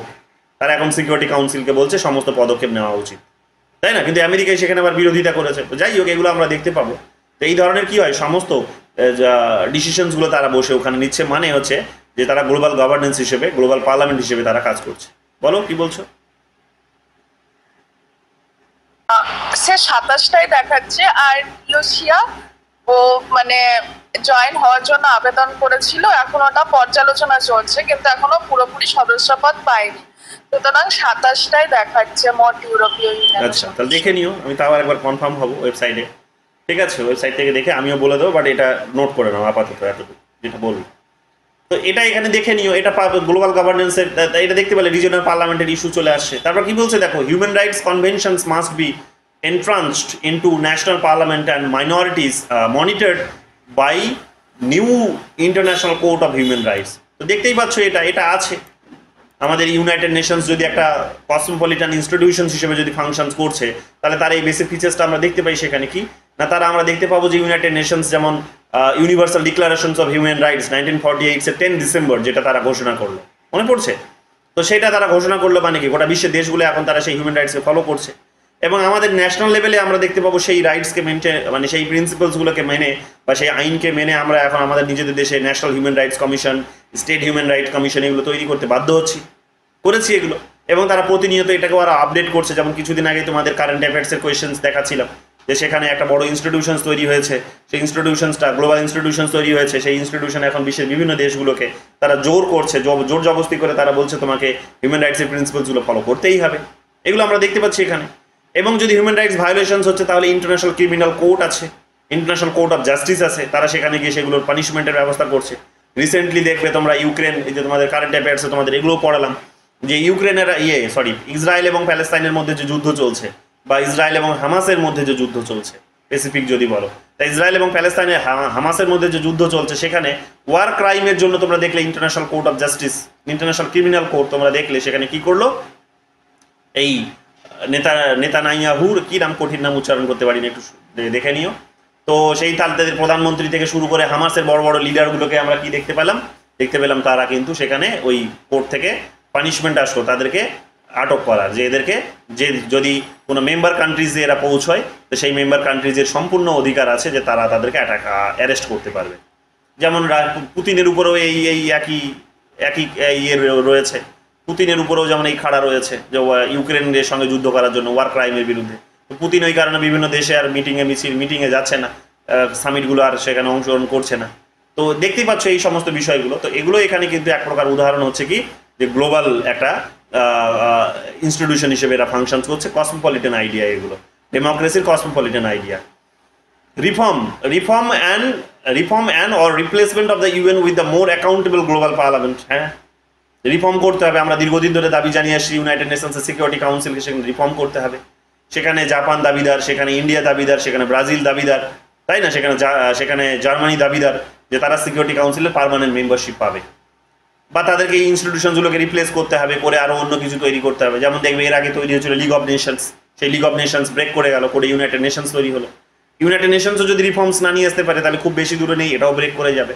ব্রেক হওয়ার সম্ভাবনা যদিও খুব কম, রিফর্মসের সম্ভাবনাটাই বেশি, কিন্তু তারপরেও তোমরা দেখবে যে বলা যেতে পারে না কখন কি হয়ে যাবে, কারণ যেভাবে political economy, global political economy change হচ্ছে, তাতে করে এগুলো হতেই পারে। এবং তোমাদের আমি বারবার বলছিলাম যে ক্যাপিটালিজম এত স্ট্রং, সেখানে তার যে এখন এতদিন চুষে খাচ্ছিল, কিন্তু এখন যেভাবে কামড়ে খেতে শুরু করেছে, তো সেই কারণে দেখবে সোশ্যালিস্ট যে সমস্ত ইভেন্টসগুলো সেগুলো কিন্তু বারে বারে উঠে আসছে। তো রাশিয়ার ইউক্রেনকে দখল, এটা কিন্তু ক্যাপিটালিস্ট সিস্টেমকেই অ্যাটাক করার একটা বড় উদাহরণ হিসেবে আমরা দেখতে পাবো। তারপরে এদিকে তোমরা ইসরায়েল প্যালেস্তাইনের যুদ্ধটাকে ওই অ্যাঙ্গেলেই তোমরা দেখতে পারো। এদিকে আমরা তোমার দেখতে পাবে যে ইন্ডিয়াতে দেখবে সরকারের একটা বড় পতন, সিঙ্গেল মেজরিটি থেকে এখন কোয়ালিশন মেজরিটিতে এসে সরকার গঠন করা, সেটার একটা বড় নিদর্শন। ইউকেতে দেখলে দুদিন আগে তোমরা যে সেখানে সরকারের পতন ঘটলো, ইউকেতে দেখলে সরকারের পতন ঘটলো, কনজারভেটিভ পার্টির পতন ঘটলো, লিবারেল পার্টি বড় একটা ম্যান্ডেট নিয়ে তারা পাওয়ারে আসছে, 450 তারা সিট নিয়ে পাওয়ারে আসছে 650-র মধ্যে। তাহলে সেখানে একটা বড় নিদর্শন এগুলো যে কনজারভেটিজমের বা ক্যাপিটালিজমের দিকে দিকে কিন্তু পরাজয় ঘটছে। এগুলো কিন্তু আমাদের সংকেত দিচ্ছে যে কি হচ্ছে না, বড় একটা কিন্তু পরিবর্তনে আসতে চলেছে। বা আমরা G20-র মধ্যে আমরা এই আফ্রিকান ইউনিয়নকে যেভাবে ইনকর্পোরেট করতে দেখলাম, অর্থাৎ যারা মার্জিনালাইজ ছিল এতদিন, তারা আজকে যখন ক্যাপিটালিস্ট সিস্টেমের মধ্যে ইনক্লুসিভনেস পাচ্ছে, যখন তাদের যখন ইনক্লুশনস হচ্ছে, তখন এটাও একটা বড় উদাহরণ যে ডেমোক্রেটিক প্রিন্সিপালসগুলো আরও বড় লেভেলে প্র্যাকটিস হচ্ছে। তো এগুলো আমাদের বলে দিচ্ছে যে এগুলো কিন্তু গ্লোবাল পলিটিক্যাল ইকোনমির মধ্যে একটা বড় চেঞ্জ আসতে চলেছে বা আসছে। তো এগুলো আমাদেরকে মাথায় রাখতে হবে। এই পার্সপেক্টিভ থেকে তোমরা এই কসমোপলিটন আইডিয়াটিকেও মাথায় রাখতে পারো। তো এই কারণে এখানে 3টে অপশনই ঠিক, যে হ্যাঁ রিফর্ম করতে হবে, কারণ আমাদের দেশ ডেমোক্রেসি যখন দেশের মধ্যে প্র্যাকটিস হয়, তখন দেশের সরকারের দিকে আমরা সরকারের বা পার্লামেন্টের বা আইন কানুনের মধ্যে পরিবর্তন নিয়ে এসে আমরা ডেমোক্রেসিকে আরও বেশি করে ইনক্লুসিভ করার কথা বলি। ঠিক একই রকমভাবে কসমোপলিটন হচ্ছে গোটা বিশ্বের কথা বলছে। তা গোটা বিশ্বের যে সমস্ত ইনস্টিটিউশনসগুলো আছে, বড় বড় গ্লোবাল ইনস্টিটিউশন বা রিজিওনাল ইনস্টিটিউশনস, সেগুলোর মধ্যে চেঞ্জ আসবে, চেঞ্জ এসে সেখানে হবে, ওগুলোর কথা বলা হচ্ছে। তো এইরকমভাবে বিষয়গুলোকে একটু মাথায় রেখো। তো এখানে দেখো গ্লোবাল গভর্নেন্স স্ট্রাকচারের মধ্যে চেঞ্জ আসতে হবে, ট্রান্সন্যাশনাল ডেমোক্রেটিক অ্যাকাউন্টেবিলিটি আসবে, হ্যাঁ, rule of law and human rights আসবে, গ্লোবাল সিভিল সোসাইটির কনসেপ্ট গড়ে উঠবে, যেগুলো তোমাদের বললাম সব ন্যাশনাল লেভেলে, সেগুলো ইন্টারন্যাশনাল লেভেলে নিয়ে চলে যাও। Subsidiary and multi level governance আসবে। মাল্টি লেভেল গভর্নেন্স যেমন তোমরা দেখবে যে গ্লোবাল গভর্নেন্স এসেছে, রিজিওনাল গভর্নেন্স এসেছে, ন্যাশনাল গভর্নেন্স এসেছে, স্টেট গভর্নেন্স এসেছে। আবার তোমরা দেখবে যে স্টেট এবং ডিস্ট্রিক্টের মাঝে আর একটা গভর্নেন্সের কনসেপ্ট গড়ে উঠেছে, যেটা তোমরা ওই জিটিএ দেখতে পাবে, গোর্খা টেরিটোরিয়াল অ্যাডমিনিস্ট্রেশন যেটাকে বলা হয় না, সেই ওটাকে বলা হচ্ছে কি যে কেন্দ্র এবং রাজ্যের মাঝে আর একটা হচ্ছে, সেটা একটা সাব ক্যাটাগরি। তো এইরকমভাবে দেখবে বিভিন্ন ধরনের কি আছে আসছে, এই ধরনের বিভিন্ন ধরনের অটোনমাস গ্লোবাল ইনস্টিটিউশনস বা রুলিং ইনস্টিটিউশনসগুলো তৈরি হচ্ছে, যেগুলো আলটিমেটলি কি করছে না, ডেমোক্রেসিকে এগিয়ে নিয়ে যাওয়ার কাজ করছে। তো এই পয়েন্টসগুলো একটু দেখে নিও এখানে ভালো করে। হ্যাঁ, অ্যাড্রেসিং গ্লোবাল ইনইকুয়ালিটিকে, মানে গ্লোবাল ইনইকুয়ালিটি যেটা আছে সেটাকে অ্যাড্রেস করতে হবে, তবেই গিয়ে কসমোপলিটানের আইডিয়া গড়ে উঠবে। এগুলো সব তোমাদের এর আগের দিন বলেছি যে অসাম্য যেগুলো আছে সেগুলোকে কমাতে হবে, তবেই সেখানে গিয়ে কী হবে, সবাই এক টেবিলে এসে বসতে চাইবে, নাহলে বসবে কেন? সে এক টেবিলে বসতে চাইবে না, সে যুদ্ধই করবে, সে দ্বন্দ্ব করবে। তো এটা হবে, এগুলো একটু দেখে নিও। এই বইটাতে আমি আপাতত যাচ্ছি না, এই বইটা আমি সুযোগ পেলে পরে আবার করে দেব।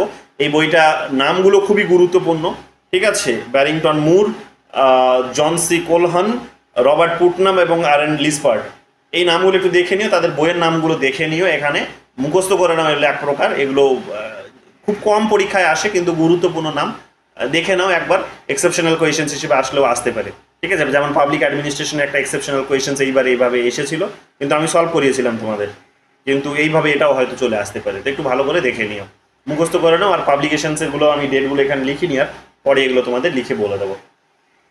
25 নম্বর কোয়েশ্চেন্সের দিকে তাকাও, কি বলছে 25 নম্বর কোয়েশ্চেন বলছে, if your aim is liberty in democracy, যদি তোমার গণতন্ত্রে যদি তোমার উদ্দেশ্য হয় স্বাধীনতা, then you must teach people the art of being free and of governing themselves. তবে তুমি অবশ্যই জনগণকে কি শেখাবে? তুমি এই কলাটা শেখাবে জনগণকে, যে কিভাবে নিজেকে কিভাবে স্বাধীন রাখতে হয় এবং কিভাবে নিজেকে পরিচালনা করতে হয়, নিজেই পরিচালনা কিভাবে করতে হয়। তো গণতন্ত্রের এই আইডিয়াটিকে খুব সুন্দরভাবে প্রেজেন্ট করার চেষ্টা করেছেন যিনি, ইনি হচ্ছেন অ্যালডোয়াস হুক্সলে এটা করেছেন, বা হাক্সলে যাই বলো। তো অ্যালডোয়াস হাক্সলে করেছেন, কিন্তু অনেক সময় এটা আমি ক্লারিফিকেশনস বিশেষ কোথাও কিছু পাচ্ছি না, বড় করে কিছু পাচ্ছি না, বাট দেখে নিও, এটা অনেক জায়গায় এখানে আসছে কি এটা বলেছেন, টকভিল বলেছেন, এই কথাটি এরকম আসছে, লিখে দিয়েছে এখানে, যদিও আমি এটা টকভিল নাকি বলেছেন, বাট এটা এখানে তারা সঠিক উত্তর বলছে যে এটা হুক্সলেই হবে।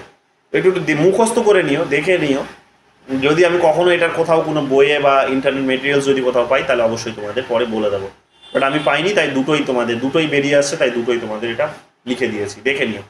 কিন্তু তোমরা চুজ করবে হুক্সলেকেই, কারণ যেহেতু এটা একটা অফিসিয়াল আনসার, তো এটা কিন্তু সঠিক উত্তর, মানে এক প্রকার এটা মানে অথেন্টিক আনসার হয়ে গেল।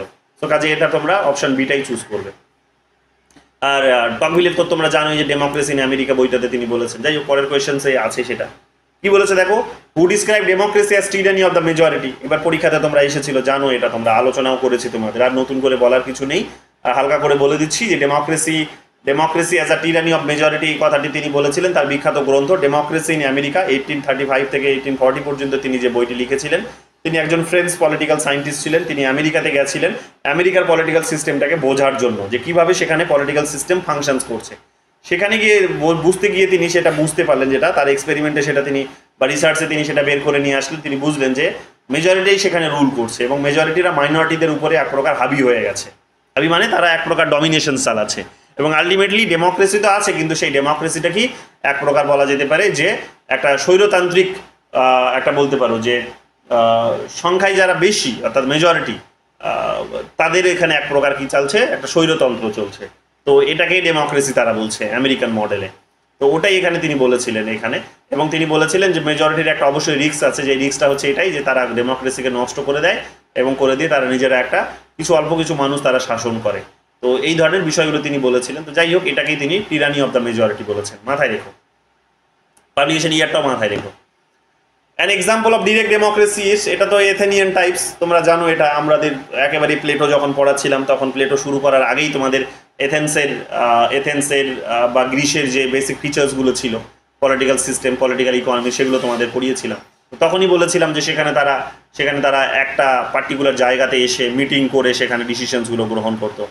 তো একটা পার্টিকুলার জায়গাতে মিটিং করে ডিসিশন যখন নিচ্ছে তখন সেটা কিন্তু অ্যাথেনিয়ান মানে ডিরেক্ট ডেমোক্রেসির একটা উদাহরণ। বুঝতেই পারছো সেই সময় ডিরেক্ট ডেমোক্রেসি এথেন্সে প্র্যাকটিস হতো, আর এখনকার দিনে শুধুমাত্র এখন সুইজারল্যান্ডে এটা প্র্যাকটিস হয়, আর অন্য কোনো দেশে এর প্র্যাকটিসটা সেইভাবে দেখতে পাওয়া যায় না। 28 নম্বর কোয়েশ্চেন্সে চলে আসো, কি বলছে, which among the following is not a form of authoritarian rule. যে অথরিটারিয়ান রুল মানে হচ্ছে যেটাকে বলা হচ্ছে যে কর্তৃত্ববাদী শাসন, যেটাকে বলা হচ্ছে বাংলায় বলা হয় কর্তৃত্ববাদী শাসন। কর্তৃত্ব মানে স্ট্রিক্ট, যার হাতে একটা পাওয়ার আছে, যে কড়া হাতে দমন করতে পারে কোনো কিছুকে, বড় বড় সিদ্ধান্ত এককভাবে নিতে পারে, সেখানে সে সবাইকে পাত্তা দেয় না, সে নিজের মতো করে ডিসিশনস নিতে পারে। যেমন এর আগে যেমন দেখবে নরেন্দ্র মোদীর শাসনটিকে আমরা অথরিটেরিয়ান রিজিম হিসেবে সেখানে হয়তো আইডেন্টিফাই করতে পারি, কারণ যেভাবে তিনি শাসন করলেন আমরা দেখলাম যে সেখানে তিনি বিরোধীদের পিছন দিকে যেভাবে লেগে পড়লেন, যে কাইন্ড অফ অথরিটেরিয়ান রুল বলতে পারো। বা বিশ্বের আরও দেশে এই ধরনের বিষয়গুলো, তিউনেশিয়ার উদাহরণটা হয়তো জ্বলন্ত উদাহরণ হতে পারে। তিউনেশিয়াতে 2011 সালে যে আরব স্প্রিং আসার আগে যে ঘটনাটা ছিল, যেভাবে শাসন করতো তারা, যে কিছুজন মানুষ, অল্প কিছু মানুষ, একজন শাসক যা বলে দিত সেটাই শাসন হতো, সেটাই নিয়ম হতো, সেটাই রুলস হতো, সেভাবেই জনগণকে জীবনযাপন করতে হতো। তো ওটাকে এখানে কিন্তু এক প্রকার বলা যেতে পারে। তো এখানে আমরা কি দেখতে পাবো, এই অথরিটেরিয়ান রুল যখন বলছে তখন সেখানে অবশ্যই অ্যাবসলিউট মনার্কিতে এটা দেখতে পাওয়া যায়। যখন রাজতন্ত্র থাকে, রাজতন্ত্র মানে হচ্ছে একজনের শাসন, রাজাই শাসন করবে, এবং সেই রাজা যদি শাসন করছে কিন্তু সে নিজেই সব কিছু শাসন করছে। মানে এখনো ব্রিটেনের যে রাজার কনসেপ্ট আছে, কিন্তু রাজার কনসেপ্টটা কিন্তু অ্যাবসলিউট নয়, রাজা কিন্তু এখন পার্লামেন্টেরিয়ান রাজা, পার্লামেন্টেরিয়ান এখানে মনার্কি রয়েছে, কিন্তু তখন সেই সময় অ্যাবসলিউট মনার্কির কনসেপ্ট ছিল। অ্যাবসলিউট মনার্কির কনসেপ্ট যদি থাকে তাহলে রাজা যা বলবে তাই সেটাই সিদ্ধান্ত বলে বিবেচিত হবে, তিনি যেটা আদেশ দেবেন, তিনি যেটা মুখে বলে দেবেন সেটাই আইন বলে বিবেচিত হবে, তাই না? তো ওটাকে বলা হচ্ছে অ্যাবসলিউট মনার্কি। অ্যাবসলিউট মনার্কি সেটা হচ্ছে এক প্রকার অথরিটেরিয়ান রুলকে সেটা আইডেন্টিফাই করে। মিলিটারি রুলেও আমরা এটা দেখতে পাই যে অল্প কিছু মানুষ তারা স্ট্রিক্ট ডিসিপ্লিন সেখানে পুশ করার চেষ্টা করে, যেটা মায়ানমারে তোমরা এই মুহূর্তে দেখতে পাচ্ছ, গত কয়েক বছর ধরে এগুলো চলছে, যে সেখানে মিলিটারি রুল চলছে, সেখানে ডেমোক্রেটিক যে তাদের লিডার্স আছে আং সান সুকি, তার কথা কেউ পাত্তাও দেয় না, বা সরকারে যারা আরও পলিটিক্যাল পার্টিস যারা আছে তাদের কথা পাত্তা দেয় না। কিছুটা সময় আমরা বাংলাদেশে দেখেছি, কিছুটা সময় পাকিস্তানে এগুলো দেখেছি, মিলিটারি রুল এগুলো দেখেছি। তো এগুলো কিন্তু বলে দিচ্ছে যে এগুলো অথরিটেরিয়ান সিস্টেমসকেই কিন্তু ডিনোট করে, যেখানে জনগণকে এতটা মূল্য দেওয়া হয় না, জনগণের অপিনিয়ন্সের কোনো মূল্য থাকে না। থিওক্রেসিটা অথরিটেরিয়ান রুলসের মধ্যে পড়ে। থিওক্রেসি বলতে কি বোঝায়? থিওক্রেসি বলতে হচ্ছে ধর্ম দ্বারা শাসন, যেটাকে বলা হচ্ছে ধর্ম দ্বারা শাসন, যেটা যেমন তার উদাহরণ আমরা দেখতে পাবো, যেমন ইরানে এই মুহূর্তে রয়েছে, দেখবে তোমরা যে সেখানে একটা ক্লেরিক্স আছে। ক্লেরিক মানে হচ্ছে ধর্মগুরু আছে, সেই ধর্মগুরুর কথা মতো সেখানে কি হবে, শাসন হবে। আলটিমেট ডিসিশনসটা ধর্মগুরুর কথা মতো নিতে হবে, আলটিমেট ডিসিশনস বা ফাইনাল ডিসিশন ধর্মগুরুর আদেশ অনুসারে নিতে হবে, বা ধর্মগুরু যে প্রভিশনস সেখানে জারি করবেন সেই প্রভিশনস অনুসারেই সেখানে কিন্তু সরকারকে ডিসিশনস নিতে হবে। অর্থাৎ ধর্মকে মান্যতা দিয়ে এবং ধর্মের প্রতিনিধি হিসেবে এখানে যে যে যে পোপ কিংবা যে তার যে ক্লেরিক্স আছে তাকে মান্যতা দিয়ে, তার অপিনিয়ন্সকে মান্যতা দিয়ে, তার সিদ্ধান্তকে মান্যতা দিয়ে দেশকে পরিচালনা করা, শাসন ব্যবস্থাকে পরিচালনা করার বিষয়টিকেই এখানে বলা হচ্ছে কি থিওক্রেটিক স্টেটের একটা উদাহরণ। তো এখানে আমরা দেখতে পাবো ইরানে এই উদাহরণটা আমরা দেখতে পাবো, সেখানে আছে এগুলো, তাই না? তোমরা দেখলে যে কিছুদিন আগে তাদের যেমন একজন লিডার প্রধানমন্ত্রী মারা গেলেন, তো এটা আমরা দেখতে পাবো, প্রেসিডেন্ট মারা গেলেন, প্রধানমন্ত্রী মারা গেলেন, তাই না? এটা আমরা দেখতে পাবো। যাই হোক, এগুলো তোমরা দেখে নিও। ইন্ডিয়াতে দেখবে এটা নিয়ে একটা বড় কন্ট্রোভার্সি চলছে, তোমরা জানো ইন্ডিয়াতে একটা বড় কন্ট্রোভার্সি চলছে এটা নিয়ে, যে ইন্ডিয়াতে যেমন এই মুহূর্তে নতুন যে পার্লামেন্ট ভবন উদ্বোধন হলো, সেখানে তোমরা দেখবে যে সেঙ্গলকে গিয়ে প্রধানমন্ত্রী সেখানে কিন্তু কি করলেন, ইস্টাবলিশ করলেন পার্লামেন্টে, তাই খেলে না? স্পিকারের চেয়ারের পাশেই দেখবে স্পিকারের চেয়ারের পাশে সেখানে গিয়ে তিনি সেঙ্গলটা যখন ইস্টাবলিশ করছেন তখন সেটা নিয়ে নিন্দার ঝড় উঠলো, এবং গত 2-3 দিন ধরে ওটা তোমরা দেখবে যে নিন্দা, মানে গত 2-3 দিন না, এই পার্লামেন্টের যে নতুন সেশন শুরু হলো সেই সেশনেও দেখবে এই যে এখানে কিন্তু এটা নিয়ে খুবই নিন্দা হচ্ছে, চর্চা হচ্ছে। আরজেডির যিনি এমপি আছেন মিশা ভারতী, সমাজবাদী পার্টির যিনি এমপি আছেন, এখানে আমরা দেখতে পাবো সমাজবাদী পার্টির এমপি আছেন, কি নাম, আর কে চৌধুরী, ঠিক আছে? তো তারা কি করছেন, এটাকে নিয়ে সমালোচনা করছে। তারা বলছেন যে আমরা যদি পাওয়ারে আসি এগুলোকে ছুঁড়ে ফেলে দেবো। কেন?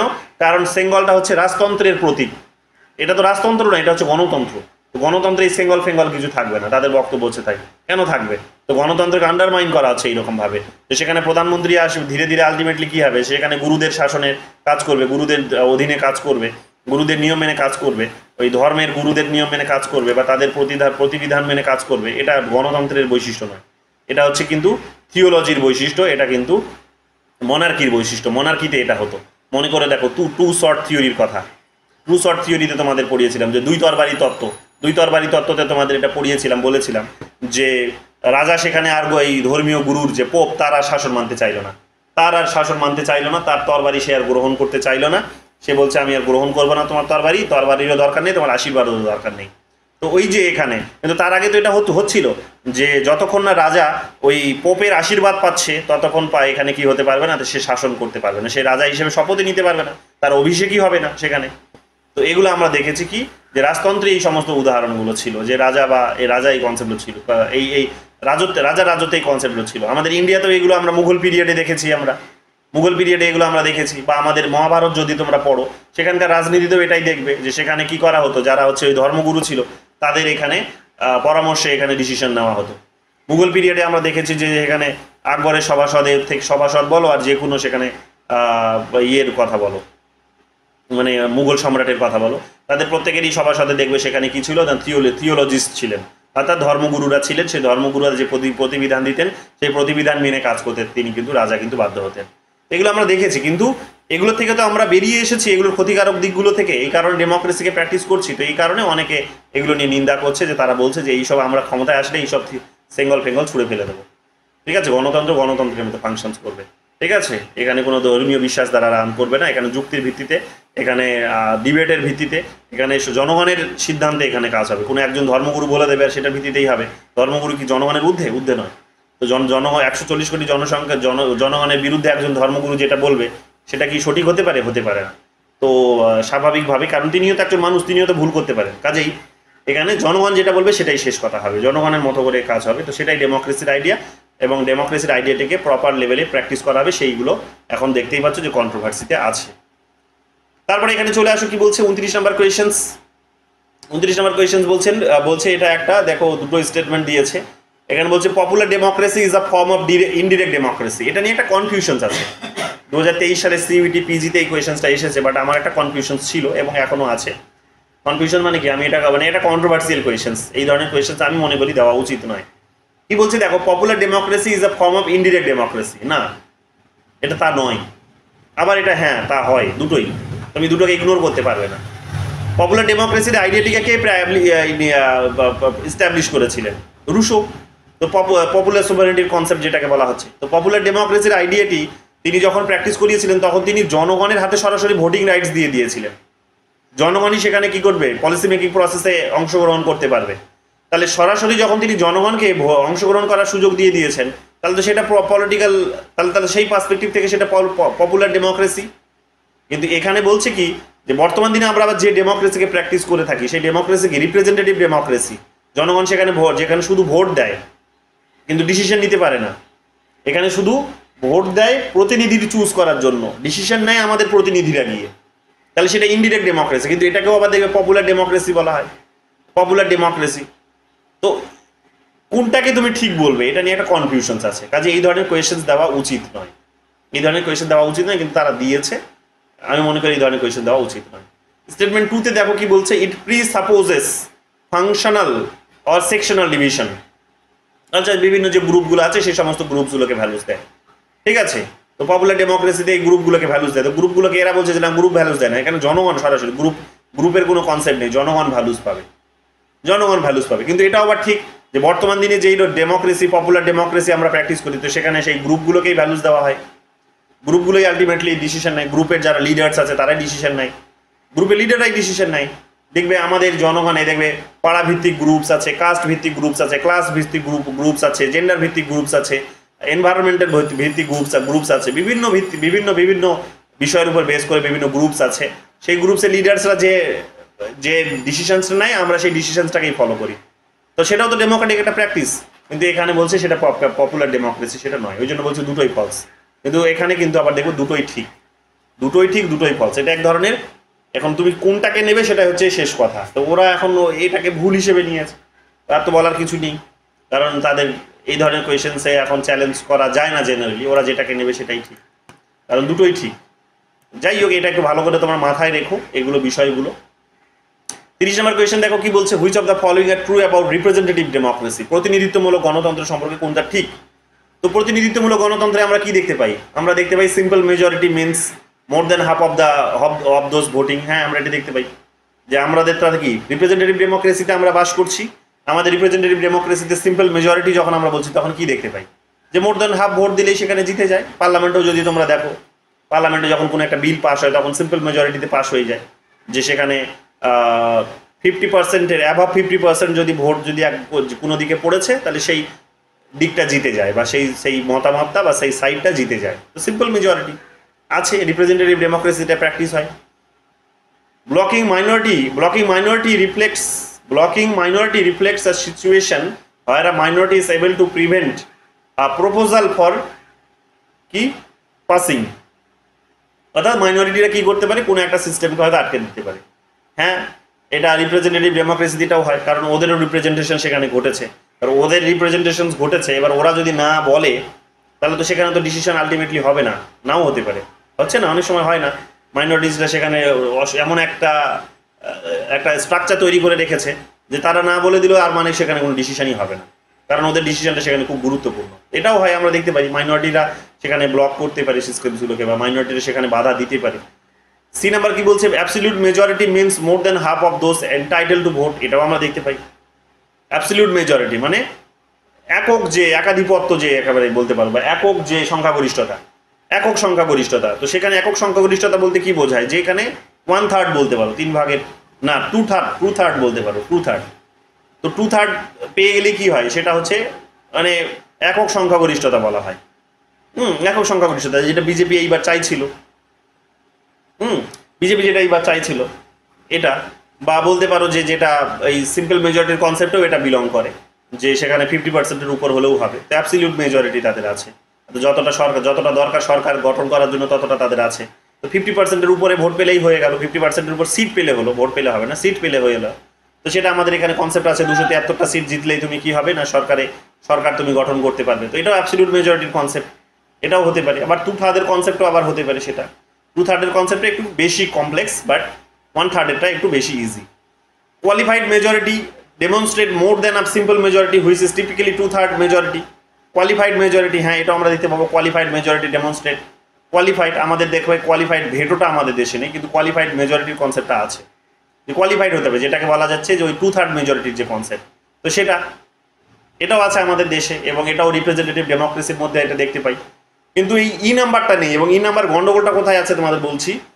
কনকারেন্ট মেজরিটি, কনকারেন্ট যখন বলছে তখন সর্বসম্মতির কথা বলা হচ্ছে। কনকারেন্ট মানে সর্বসম্মতির কথা বলা হচ্ছে, সকলের মধ্যে শেয়ার হয়ে রয়েছে সেই সিদ্ধান্তটা। তো সেই সিদ্ধান্তে আমরা কি দেখতে পাবো, কি বলছে দেখো, concurrent majority indicates the largest number of voters but not necessarily majority. না, এই শব্দটাতেই গন্ডগোল, নট শব্দটিতেই গন্ডগোলটা পাকিয়ে দিয়েছে। নটটা হবে না, নট কেন হবে, মেজরিটি তো। কনকারেন্ট মেজরিটি তুমি একদিকে বলছো যে সবাইকে নিয়ে, তাহলে তো মেজরিটি তো হয়ে গেল, অন্যদিকে আবার বলছো যে সেটা মেজরিটি হবে না, নাও হতে পারে, না, দুটো ভিন্ন বিষয়। তো নট শব্দটা দিয়ে এখানে সেন্টেন্সটাকে গন্ডগোল করে দিয়েছে, উল্টো করে দিয়েছে। তো এই কারণে ABCD হবে। 31 নম্বর কোয়েশ্চেন্সের দিকে চোখ রাখো। 31 নম্বর কোয়েশ্চেন্স কি বলছে, পলিয়ার্কি সম্পর্কে তোমাদের এখানে বলেছিলাম যে সরকার যেখানে শাসন করবে, যেখানে জনগণ ভোট দেবে, প্লাস হচ্ছে কিছু মানুষ সেখানে শাসন করবে, তাদের শাসন সেখানে ইস্টাবলিশড হবে, সেটা তো সেগুলো তোমাদের বলেছিলাম, আর ডিটেলসে যাচ্ছি না। রবার্ট ডাল কনসেপ্টটা দিয়েছিলেন, এগুলো একটু দেখে নিও, বাকি এগুলো বলে দিয়েছি, এগুলো একটু পয়েন্টসগুলো দেখে নিও। 32 নম্বর কোয়েশ্চেন দেখো কি বলছে। 32 নম্বর কোয়েশ্চেন বলছে, which one of the following is not part of Macpherson model of liberal democracy. Liberal ডেমোক্রেসির কোনটা ছিল না, তো তোমাদের এগুলো সব লিখিয়েছিলাম ক্লাস নোটস তোমরা নিয়েছো। সেখানে প্রোটেক্টিভ ডেমোক্রেসি আমরা পড়েছিলাম, যেখানে সরকারের কাজ কি হচ্ছে, সরকারের কাজ হচ্ছে জনগণকে প্রোটেকশনস দেওয়া, জনগণের বিভিন্ন রাইটসগুলোকে প্রোটেক্ট করা, তাই না, এগুলো। দ্বিতীয় হচ্ছে এখানে কি পেয়েছিলাম, ডেভেলপমেন্টাল ডেমোক্রেসি পেয়েছিলাম, যে জনগণ শুধু প্রোটেকশনস নয়, এটা প্রোটেক্টিভ ডেমোক্রেসির কথা এখানে বেনথাম এসে বললেন, আর জন স্টুয়ার্ট মিল এসে এগিয়ে নিয়ে গেলেন ওই আইডিয়াটিকে ডেভেলপমেন্টাল ডেমোক্রেসির আইডিয়া দিয়ে। না, যে শুধু প্রোটেক্ট করলে হবে না, ডেভেলপমেন্টও করতে হবে, অর্থাৎ কোয়ালিটি এনশিওর করতে হবে। তো সেই ডেভেলপমেন্টের কথা এখানে এসে বললো। পার্টিসিপেটরিরও কথা পেয়েছি আমরা, পার্টিসিপেটিভ মানে জনগণ অংশগ্রহণ করবে। তো এই তিনটে এখানে মডেল আমরা পেয়েছিলাম, কিন্তু প্রমোটিভ ডেমোক্রেসি এই ধরনের কোনো টার্মিনোলজি আমরা পাইনি। ডেমোক্রেসিকে প্রমোট করবে, ডেমোক্রেসিকে এগিয়ে নিয়ে যাবে এই ধরনের আলোচনা আমরা পাইনি। এই তিনটে আলোচনা পেয়েছিলাম, এ, সি আর ডি পেয়েছিলাম, কিন্তু বি আমরা পাইনি। 33 নম্বর দেখো কি বলছে। 33 নম্বর বলছে read the following statement. The to conceptualize democratic participation without taking into account the constraint of private sphere entail to narrow a view of democracy. কি বলছে দেখো, টু কনসেপচুয়ালাইজ ডেমোক্রেটিক পার্টিসিপেশন, যে গণতান্ত্রিক অংশগ্রহণকে গণতান্ত্রিক অংশগ্রহণকে তুমি ধারণালব্ধ যদি করতে চাও বা করতে কি প্রয়োজন হচ্ছে, without taking into account the constraint of the private sphere entail too narrow to view of democracy. অর্থাৎ এখানে যেটা বোঝাতে চাইছে সেটা হচ্ছে যে প্রাইভেট স্পেয়ারে কে তুমি বাদ দিয়ে প্রাইভেট যে স্পেয়ার আছে অর্থাৎ ব্যক্তিগত যে ক্ষেত্র আছে সেই ব্যক্তিগত ক্ষেত্রকে বাদ দিয়ে তুমি যদি গণতন্ত্রকে যদি প্র্যাকটিস করতে চাও, পার্টিসিপেটরি করে তুলতে চাও, তাহলে সেটা পার্টিসিপেটরি ডেমোক্রেসি হবে না আলটিমেটলি। এই কথাটি বলেছেন। তো গণতন্ত্রের যে ব্যক্তিগত যে ক্ষেত্র, ব্যক্তিগত যে লেভেল, মানুষের ব্যক্তিগত যে জায়গা, তো সেই জায়গাটিকেও এখানে কি করতে হবে না, এখানে ওপেন করতে হবে। সেখানেও যে লিমিটেশনসগুলো আছে সেগুলোকেও বের করে নিয়ে আসতে হবে। অর্থাৎ পার্সোনালিস্ট পলিটিক্যাল যে কেট মিলেট যে উদ্ধৃতিটি দিয়েছিলেন, স্টেটমেন্টটি দিয়েছিলেন, পার্সোনালিস্ট পলিটিক্যাল, তো ওই কথাটি এখানে বোঝাতে চাইছে যে পার্সোনাল যে এরিয়াটা আছে সেটাও কিন্তু পলিটিক্যাল জায়গা, ওই জায়গাটিকেও ওখানেও ডেমোক্রেসি প্র্যাকটিস করাতে হবে। যদি করানো যায় তবেই সেখানে নারীদের বা মহিলাদের সেখানে কি হবে, উন্নতি হবে। তো অ্যান ফিলিপস এই কথাটি এখানে বলেছেন এই পার্সপেক্টিভ থেকে, যে প্রাইভেট সেক্টরকেও এখানে প্রাইভেট স্পেয়ারকেও বাদ দেওয়া যাবে না। সেখানেও যতক্ষণ না সেই বাধাগুলোকে তুমি সেখানে অতিক্রম করতে পারছো, সেখানে গণতন্ত্র পুশ করতে পারছো, ততক্ষণ সেখানে তুমি কি করতে পারবে না, অংশগ্রহণমূলক গণতন্ত্রের ধারণাটাকে তুমি গঠন করতেই পারবে না। কারণ ব্যক্তিগত লেভেলেই সেখানে কিন্তু বড় সমস্যাগুলো তৈরি হয়। অর্থাৎ ফ্যামিলিতে দেখবে যে চরম হায়ারার্কি রয়েছে, ফ্যামিলিতে চরম হায়ারার্কি রয়েছে। চরম হায়ারার্কি কীভাবে দেখতে পাবো, যে একজন বাড়িতে কি হয়, বাবা বা মায়ের শাসন থাকে, বাবা বা মায়ের শাসন প্রথমে আছে, মহিলারা বাবা মায়ের শাসনে আছে, বাবার শাসনে আছে। বাবা যখন মারা গেলেন বা বয়স হয়ে গেছে, তখন সেই মা কি করছেন না, সেই মা তখন দেখা যাচ্ছে ছেলের শাসনে চলে আসছে। অর্থাৎ বয়সে যে ছোট তার শাসনে তাকে থাকতে হচ্ছে। কেন না, তার শুধুমাত্র সেই ইকোনমিক সোর্সগুলো তার হাতে আছে বলে, ইকোনমিক ইনকামটা তার হাতে আছে বলে সে তার ছেলের কথা শুনে চলতে বাধ্য হয়।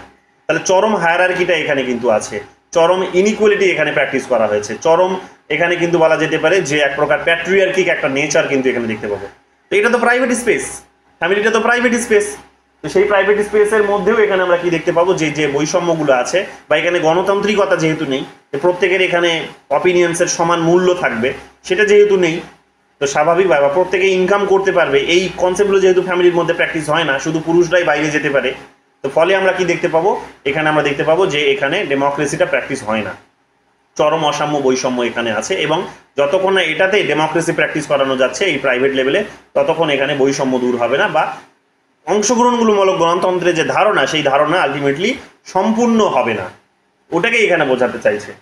2 নম্বর কি বলছে দেখো, 2 নম্বর বলছে the inequalities within the family, এই যে বলেই দিয়েছে পরের লাইনে, the inequalities within the family are as relevant to issue of social justice as inequalities in the public sphere. এটাও ঠিক যে পরিবারের মধ্যে যে বৈষম্যগুলো আছে, এক্ষুনি ওটাই বলছিলাম যে পরিবারের মধ্যে যে বৈষম্যগুলো আছে সেই বৈষম্যগুলো এখানে কি করে, সোশ্যাল জাস্টিস এনশিওর করার জন্য ওটাকেও আর কি অ্যাড্রেস করতে হবে, সহজ কথায় যদি বলতে চাও। এটা পাবলিক স্পেয়ারের মধ্যেও সেটা কিন্তু পড়ে।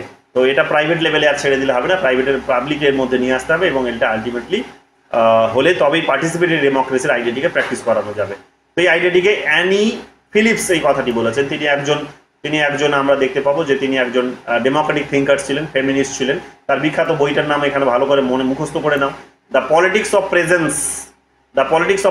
1990 এই বইটা তিনি লিখেছেন, এবং সেখানেই তিনি এই representations, feminism, multiculturalism, democracy, gender and politics এই সমস্ত বিষয়গুলোর উপর তিনি জোর দিয়েছেন। তিনি বলেছেন প্রতিনিধিত্ব বাড়াতে হবে, তিনি বলেছেন নারীবাদের কথা, নারীদের অধিকার নিয়ে তিনি চর্চা করেছেন, তিনি মাল্টিকালচারালিজমসকে এখানে প্র্যাকটিস করিয়েছেন।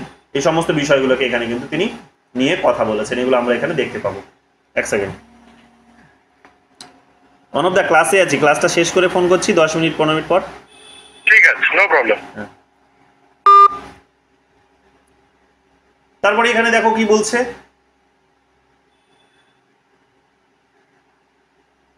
আজকে এখানেই ছাড়ছি বুঝলে, আজকে এখানেই ছাড়ছি। এগুলো তোমাদের বলে দেবো, এগুলো খুব সহজ, এগুলো সহজ। রাতে ক্লাস হবে যখন তখন আরও টেনে নেব, যেহেতু আমি তোমাদের কিছুদিন ক্লাস করাতে পারলাম না, তো এবং মাঝে মাঝে একটুখানি বিশেষ কাজও চলে আসছে, যেমন আমার বন্ধুরা সব এসে বসে আছে এখানে, কাজকর্ম করে আছে অনেক, ওদেরও করতে হবে, তো ফলে একটুখানি সময় ওদিকেও দিতে হচ্ছে দেখে তোমাদের জন্য অভাব হচ্ছে। তো এটাকে অ্যাড্রেস করবো এইরকমভাবেই যে 2 ঘন্টা তো ক্লাস নেই, 2 ঘন্টার ক্লাসটা এবার দিনে 2 ঘন্টা হয়, কিন্তু দিনে যদি 3 ঘন্টা হয় তাহলে ভালো হবে। তাহলে কিছুটা 1 ঘন্টা হয়তো তোমরা এখানে তোমাদেরকে হয়তো আরও দিতে পারবো আমি, তাতে কিছুটা কমিয়ে নিয়ে আসা যাবে গ্যাপগুলোকে।